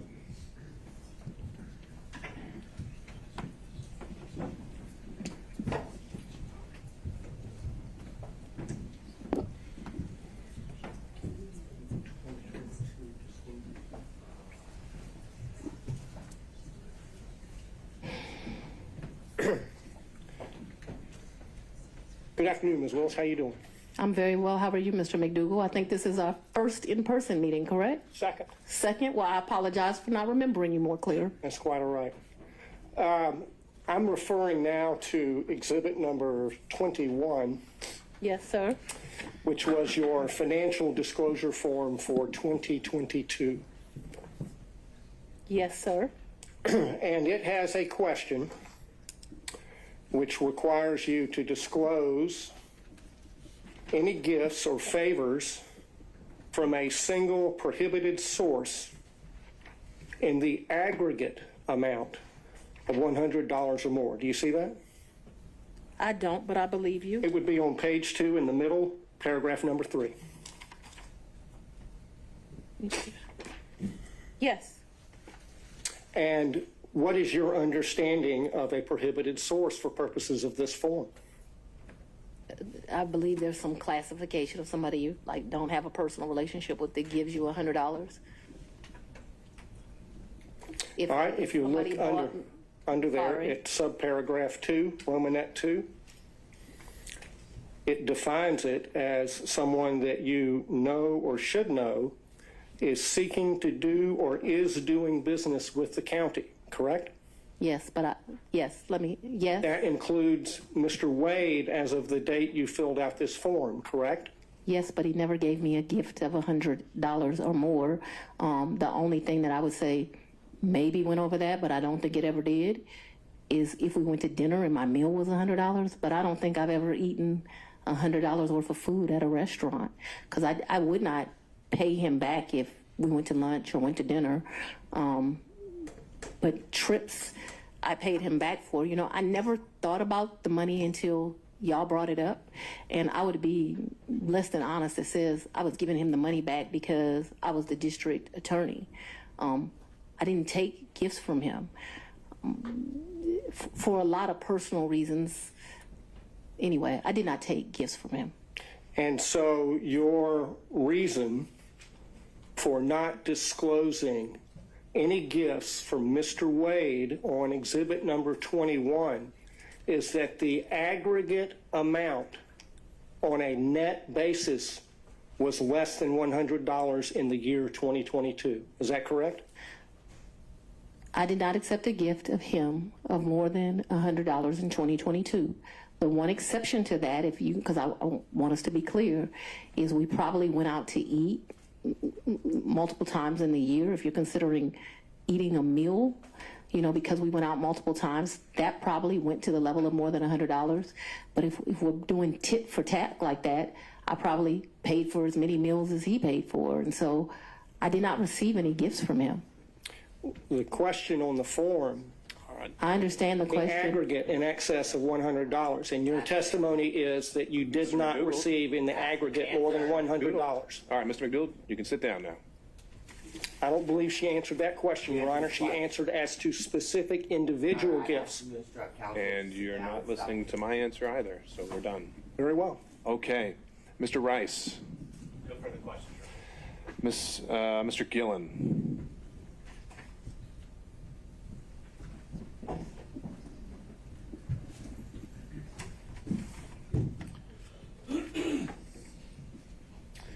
Good afternoon. Good afternoon, sir. A few questions here. I want to, you saw the book here, Find Me the Votes. That was shown to you, correct? Yes, sir. Your Honor, I would like to just tender this as an exhibit, number 22. Is that your copy? It is, All right. What exhibit is that going to be? 22. All right. I'm making the Is that evidentiary contribution here to this. Now, well? I Yeah, guess you're tendering it. Is it with position of the state? I'm going to object this to the relevance at this point. There's no relevance at this point. Mr. Gillen, are you using this to confront her impede? with prior statements? yes, Your Honor. And Okay. statements that she made concerning her financial situation and laying the foundation for that, and that she gave these interviews to the authors. And so this would document that, and we ask her, get this in the record, ask her questions about it. Well, we could mark it for impeachment purposes. I'm a little wary of entering an entire 300-page book because I don't know exactly what every single line, if it would pass hearsay or relevance or et cetera, but I don't think it needs to be admitted as an actual evidence for the record for you to do what you need to do with it. So, Well, Your Honor, I understand. I just would. it's marked as again, Exhibit 22, and we'll move from there. Thank you, Your Honor. Now, you were asked a little bit about this book before, correct? I think Mrs. Merchant. Ms. Merchant did. Asked me some questions, yes. And you gave about 6 interviews to the authors of this book in the sit down? No, sir. You didn't? No. Was it? She answered how many interviews she gave, in her opinion. How many, in your opinion, do you believe you gave, and how long did they last? 2 to 3, maybe 20, 30 minutes. So your testimony is at most, you think that you gave maybe an hour to an hour and a half's interview to the authors of this book? Oh, you mean in total? In total, yeah. Maybe, yeah. Anywhere between, definitely not more than 2-ish hours. Okay. But you also were telling, when they were, the title of the book, of course, is A Hard-Charging Georgia Prosecutor, a Rogue President, and the Plot to Steal American Election. You've seen that. Why is the title of the book relevant, sir? And I had no. And then I'm going to ask her whether or not that was the theme that they gave her when they talked with her. What the thing gave her? What do you mean by that? Well, because they were sat down and they told her why they were there to interview her. And why does that matter? Well, I think it matters because it shows, but they want her to give her version of what her life story is. This is almost a life story of her. So that's why it's relevant. But if the court thinks it's not, then No. It could be relevant to your issue of the forensic misconduct that has been alleged, and maybe some of the motives at play when it comes to forensic misconduct. But I'm not seeing, again, what we're here for today was the relationship and/or any financial elements of it. correct. Well, I think it clearly relevant to the forensic misconduct, also relevant to the personal interest in terms of the finances. I didn't make 10 cents off that book. Pardon me? I didn't make 10 cents off that book. Didn't ask whether you made any money. Okay, I just. Didn't ask whether you made any money. Do you have any other statements that she hadn't already been confronted with by Ms. Merchant? Well, other than I want to focus on when you were telling them about your financial straits and you were living kind of month to month, that is what your financial status was back in 2018 after your election. Mr. Gallon, we covered that at length, and you're at the end of the line. I'm sorry about that, but we've got to find new ground. Well, let me move on to my point here. So the point is that what you're telling us is that you were in financial straits, but really that your testimony today is you had a cash hoard of maybe up to $10,000 in cash where you laid your head at night so that you would dip out and there would be no record of it, correct? That's not what I'm telling you, sir. Well, That's not at all what I'm telling you. What I'm telling you is that throughout the course of my life, I have always kept cash in my house. That cash has ranged from times, my father would probably be ashamed of this because he would say it should be more, but that cash at times has ranged from $500 to maybe $9,000, and he would be like, that is not what I told you to do. I've always had that amount of money. What I've told you is that when I travel, you do better negotiating when you travel. If you have cash, you go to get the cab. They say, "Oh, we're gonna charge you $300 for the day." Well, I got American cash. Will you take it for $150? And so it's my practice to take money when I travel. We're not talking about a whole lot of money. We're going to the Bahamas. $1,500 in cash is in my pocket, or at the most $2,500. Belize was actually probably the most money I've ever taken. And it was taken because it was a big deal. My 50th birthday sucked. His 50th birthday, it sucked. It was terrible. No. Your Honor, and I'd so like to get back to some questions here. I'm trying to answer it. The I narrative. think it would help if we. So let's get a question move to the specific yes or no's here. Have you told us today that you would keep a cash hoard in your residence up to about $9,000? Yes or no? And throughout the course of my adult life, and so let's even be more specific than that. Probably from the time. Your Honor, I'm only asking for yes or no. rather than But the I- speech. And we have already covered this, so I But need yeah, to but get I'm to that trying to point. move- I'm I know trying you're to laying the move forward foundation, but other it's already than- been laid. So Yes. The filibuster is here. I'm trying to move through the filibuster. Yeah, but we're not talking about a lot of, and so it could be 2,000, it could be 1,500, it could be 7,500. It just depends on what you're doing at that time. What I'm telling you is when I traveled, I took cash. I find that when you travel, especially to foreign countries, the American dollar does well, and it's good to have cash. You can negotiate with the taxi driver, with the jet skis, and it's not a lot of money we're talking about. Your Honor, Okay, we understood, need Ms. to, Willis. we need Let's to get cut to- off the. let's get to a narrative question, Mr. Gillen. And so you have cash in your house, but you had a lien, a tax lien on your property, is that right? I don't believe I had a tax lien on my property. You didn't have a tax lien on your property? You gotta talk up louder, Mr. Hunt. Cumulative, Your Honor. Okay, we already covered that, Mr. Gillen. I need new ground here. I'm asking the question, I'm trying to figure out how someone can have a tax Then lien, ask that question. but not use the money that they allegedly said they have. Well, I think Ms. Merchant asked that exact same question. She said she didn't use the money to pay her tax lien. So what's your question that's new? So I was going to build on that to say, No more building. It's already built. all right, It's the same way you pay a bill. So just put It's the a- top on it if you need to, It's the okay? same way you owe a bill and go shopping. well, now, have you ever used, did you say earlier that you used Cash App? When I would pay Robin Bryant, I used Cash App. What is Cash App for the record? I don't need to know that for the record. Let's keep going. Well, so if you're paying Robin with Cash App, why aren't you paying, allegedly paying Mr.? There's no alleged here. Why aren't you paying allegedly Mr. Wade with Cash App? I don't think Mr. Wade does Cash App. Did you ask him? I think he's told me he doesn't do Cash App. Okay, so that's the reason why you didn't use Cash App, He's sitting next to me. I hand him the money. because there would be a record in Cash App of your making payments, correct? Yes, Right. but I didn't think that I was making a record in a personal relationship. Because when you're filing your, and I know that I'm going to move into this financial statement here, you were asked just a second ago about your non-disclosure form, or your disclosure form of an Exhibit 21, where we agree that Mr. Wade is a prohibited source, correct? What I agree to is I don't believe he's giving me gifts. You would like to classify these trips as gifts, but I've always paid my fair share on these trips, so I did not look at them as gifts. I don't think that what this is disclosing, and they can tell me if they mean something different, I don't think it means that if you go to dinner with somebody over the course of a year and it gets to 100, you're supposed to report it. If my understanding of that is wrong, I've probably been to lunches with a couple of people that over the course of a year they paid, I paid. Let me, prohibited source means, We already went over this, Mr. Gillen. Mr. McDougall. well, Your Honor, I have to lay the foundation here before I can follow up with my next question. I don't know why you can't. You have to. Well, It's already, the okay, questions have been made. Then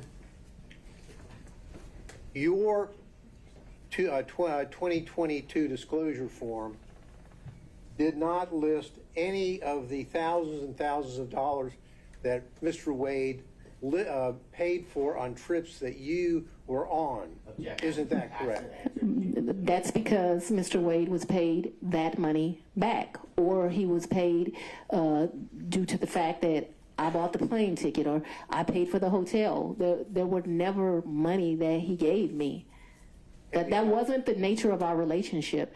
You know, there's so many men, and Mr. Wade is one of them, where the nature of the relationship is they're just paying a woman. The nature of our relationship is companionship and friendship. Despite the way people would like to paint certain women, it's just not true. Final question. And not a single solitary documentary piece of evidence showing that you have withdrawn the cash to pay him All back. right. Thank you, Isn't Mr. that- Gillen. That's not accurate. Thank you. Okay, Mr. McCullough, on behalf of Mr. Floyd. All right, and Mr. Cromwell on behalf of Ms. Latham. Great thing about becoming last is most of your questions. I had one question, Ms. Willis. Can you hear me? Yes, sir. In the time period between February of 2021 and January of 2022, while you were staying at the Yurdi condo, did your father ever come and visit you during that time period at the Yurdi condo? He did not. That's all I have. Thank you, Your Honor. All right, Ms. Cross, I would imagine you have a number of topics to cover with Ms. Willis that'll take more than 10 to 15 minutes? I do. Okay. Then I think we've reached a stopping point for today. And so, Ms. Willis, I'd ask you if you can step down now. And I'd also remind you that you're not to discuss your testimony or that of any other witness until tomorrow morning. Be back here, and we'll begin again at 9 a.m. 9 a.m.? We'll do 9 a.m. this time tomorrow. Before we recess for today, I want to check in on logistics, and I'll ask Ms. Merchant,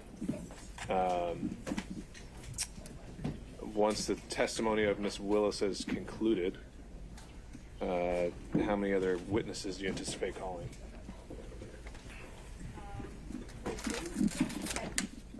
And then we subpoenaed Delta records, but the state objected. We can handle that now. Ms. Willis, you can step down. You're done for the day. You want me to leave the courtroom? Or you can sit at the council table. We don't need you in the witness box. All right, so 2 witnesses, and then querying other defense counsel. I know Mr. Gillen, there was a potential witness that was objected to by the state, so there's another one there. And we can talk about that. Were there any other witnesses anticipated from any defense counsel? All right, seeing no show of hands. And then Ms. Cross, any witnesses on your behalf? I expect so, Your Honor, and I expect that to take 4 to 5 hours. Okay, and how many witnesses would you imagine? Without committing myself to a final number, my best guess at this point would be 3 to 4. Okay.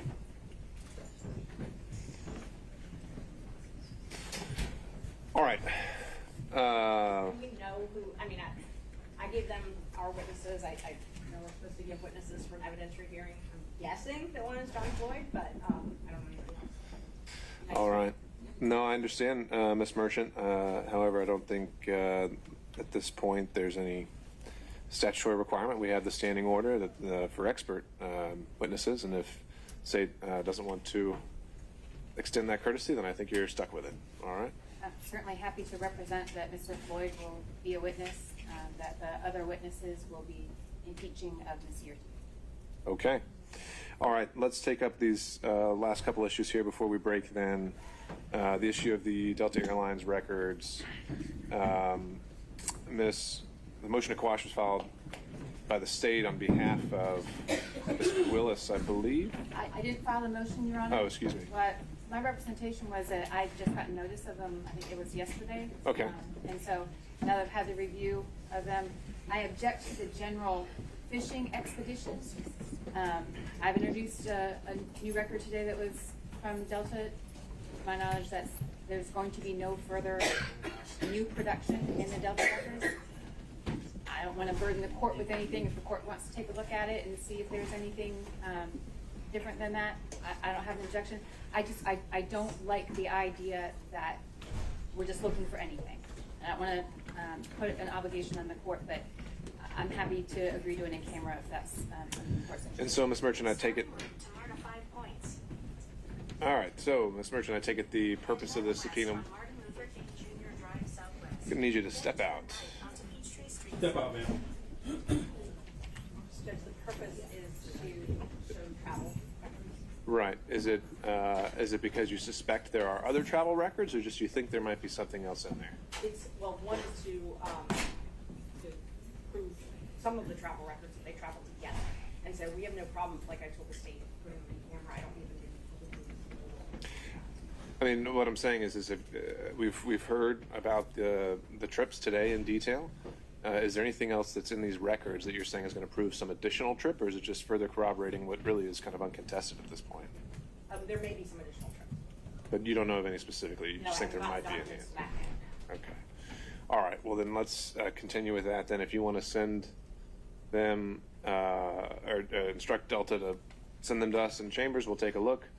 And I think essentially, if there's, you can tell us, Ms. Merchant, what you think we should be looking for and what you think is relevant, and we'll do that. Thank you. Okay.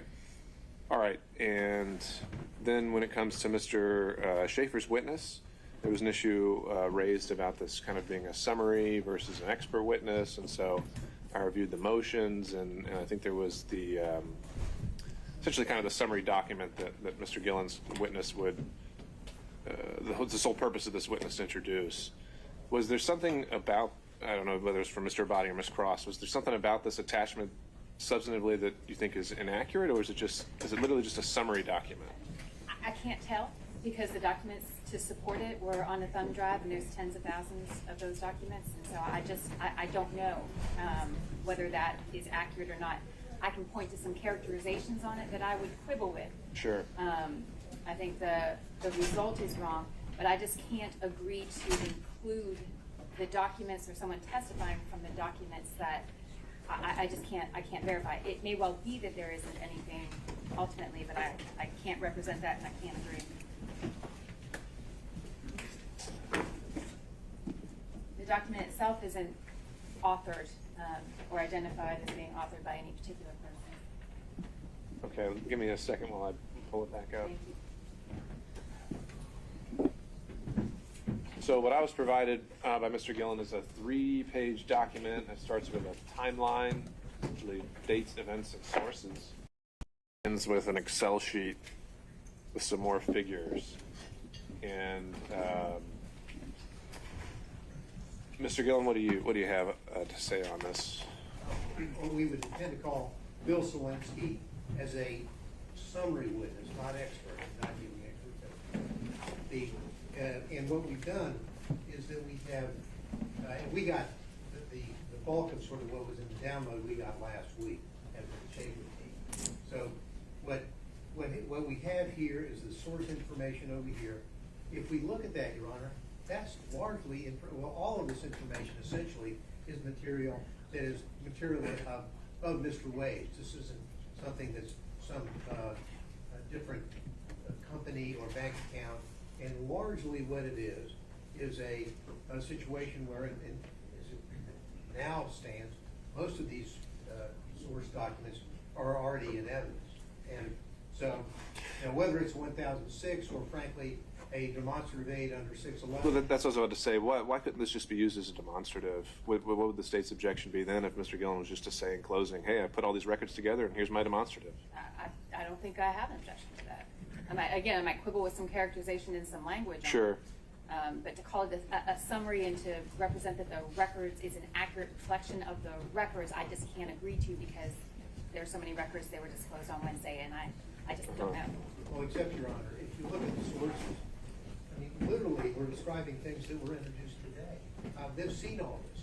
And the documents that we have sourced really came from Mr. Wade in his divorce case. So it's not like they're surprised. So we would ask that the witness be allowed to testify and just put it in the record and put the summary charts in the record and have them admitted, and that way off we go.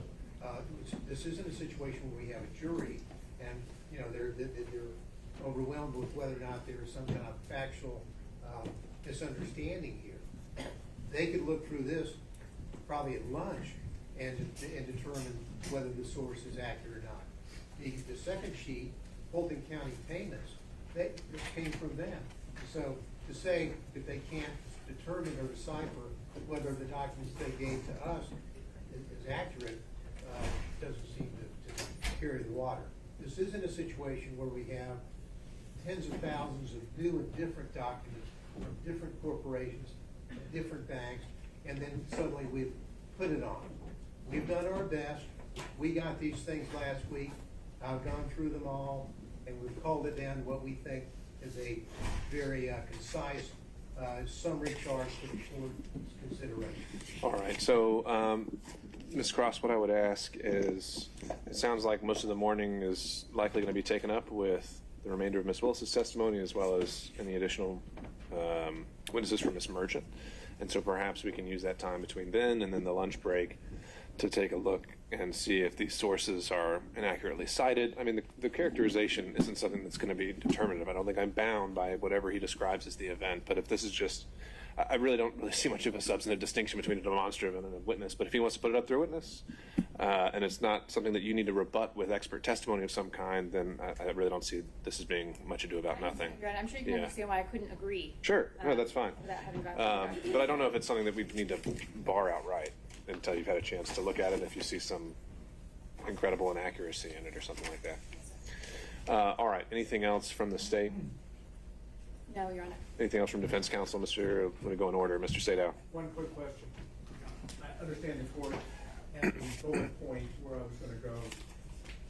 Do we need to put into the record the speech itself in the transcript, or is the court taking notice from what we've already filed? I think it's extensively quoted in all of the pleadings. If you feel that's something that we need to have officially recognized, I think certainly we can do that. I don't know if the state has a particular version or a pleading that they want to double check for accuracy, or it can just be something that's as assumed as a matter of law as pleaded by defense counsel, and then we could make a ruling on it from there. But There's certainly no certified transcript that I'm aware of. If they want to give me the version that they believe to be accurate, then I'll certainly take a look at it. okay. I have a USB that my paralegal downloaded onto a USB drive. You can take it home. All right, and that's also not something I think we need to have done by tomorrow. I'm not going to be ruling on. Yeah, I mean, I'm not ruling on any of this tomorrow. I mean, this is something that's going to be taken under advisement on all aspects. So the forensic issue we can bring up, and we may need to bring everyone back if everyone needs an extensive, not even extensive, but if everyone just wants to be heard in argument in some way, we're probably not going to have time for that tomorrow either. So my hope is perhaps we can just close the evidence tomorrow, and we'll take it from there. We're going to want to have argument, and I've already requested, depending on how busy the court reporter is between now. Yeah, the answer is they're all busy, and we don't have enough of them. So I don't know. This court reporter was giving me a potential of a reasonable time period. But is that what you just turned over to Ms. Croft? Does that also have a transcript? No. Or is it just having the video? It's got the USB video. I believe that's all it is. But again, I think that's something I'll just wait for direction from the parties on. I don't think that's something we've got enough to deal with tomorrow, and I think we can handle that as it comes once we've had a chance to take a look. Okay? So no arguments on the motion? I doubt we're going to reach it if the state has 4 to 5 hours of witnesses and. That's fine, just a question of preparation. Yeah, I don't think that's going to be needed. Okay, Mr. McDougall. Just a very short housekeeping matter. You ruled on Monday you didn't want to hear any evidence about the county ordinances and so Sure. forth. The statute 24-2-221 requires that they be put into evidence as opposed to being cited as law. So before the defense evidence closes, I would like to tender certified copies of those. I don't need a witness Sure. for that. And then I've got one other certified copy that I want to tender. I don't need a witness for that. So that would just be a little mechanical thing right before the defense evidence closes, Your Honor. Understood. Any thoughts from the state on that? Okay. As the representation, if that's what the exhibits are, then I'd consider it a proffer more than evidentiary, but that's fine. Okay. I didn't want to upset the court's expectations tomorrow when I did. Okay. Well, Mr. McDougall, my expectation tomorrow will be that when I talk, I get to take prominence, right? You're the boss. Thank you, sir. Okay. Anything else? Not from the state, Your Honor. All right. We'll be in recess 9 o'clock tomorrow. Thank you all. Sorry?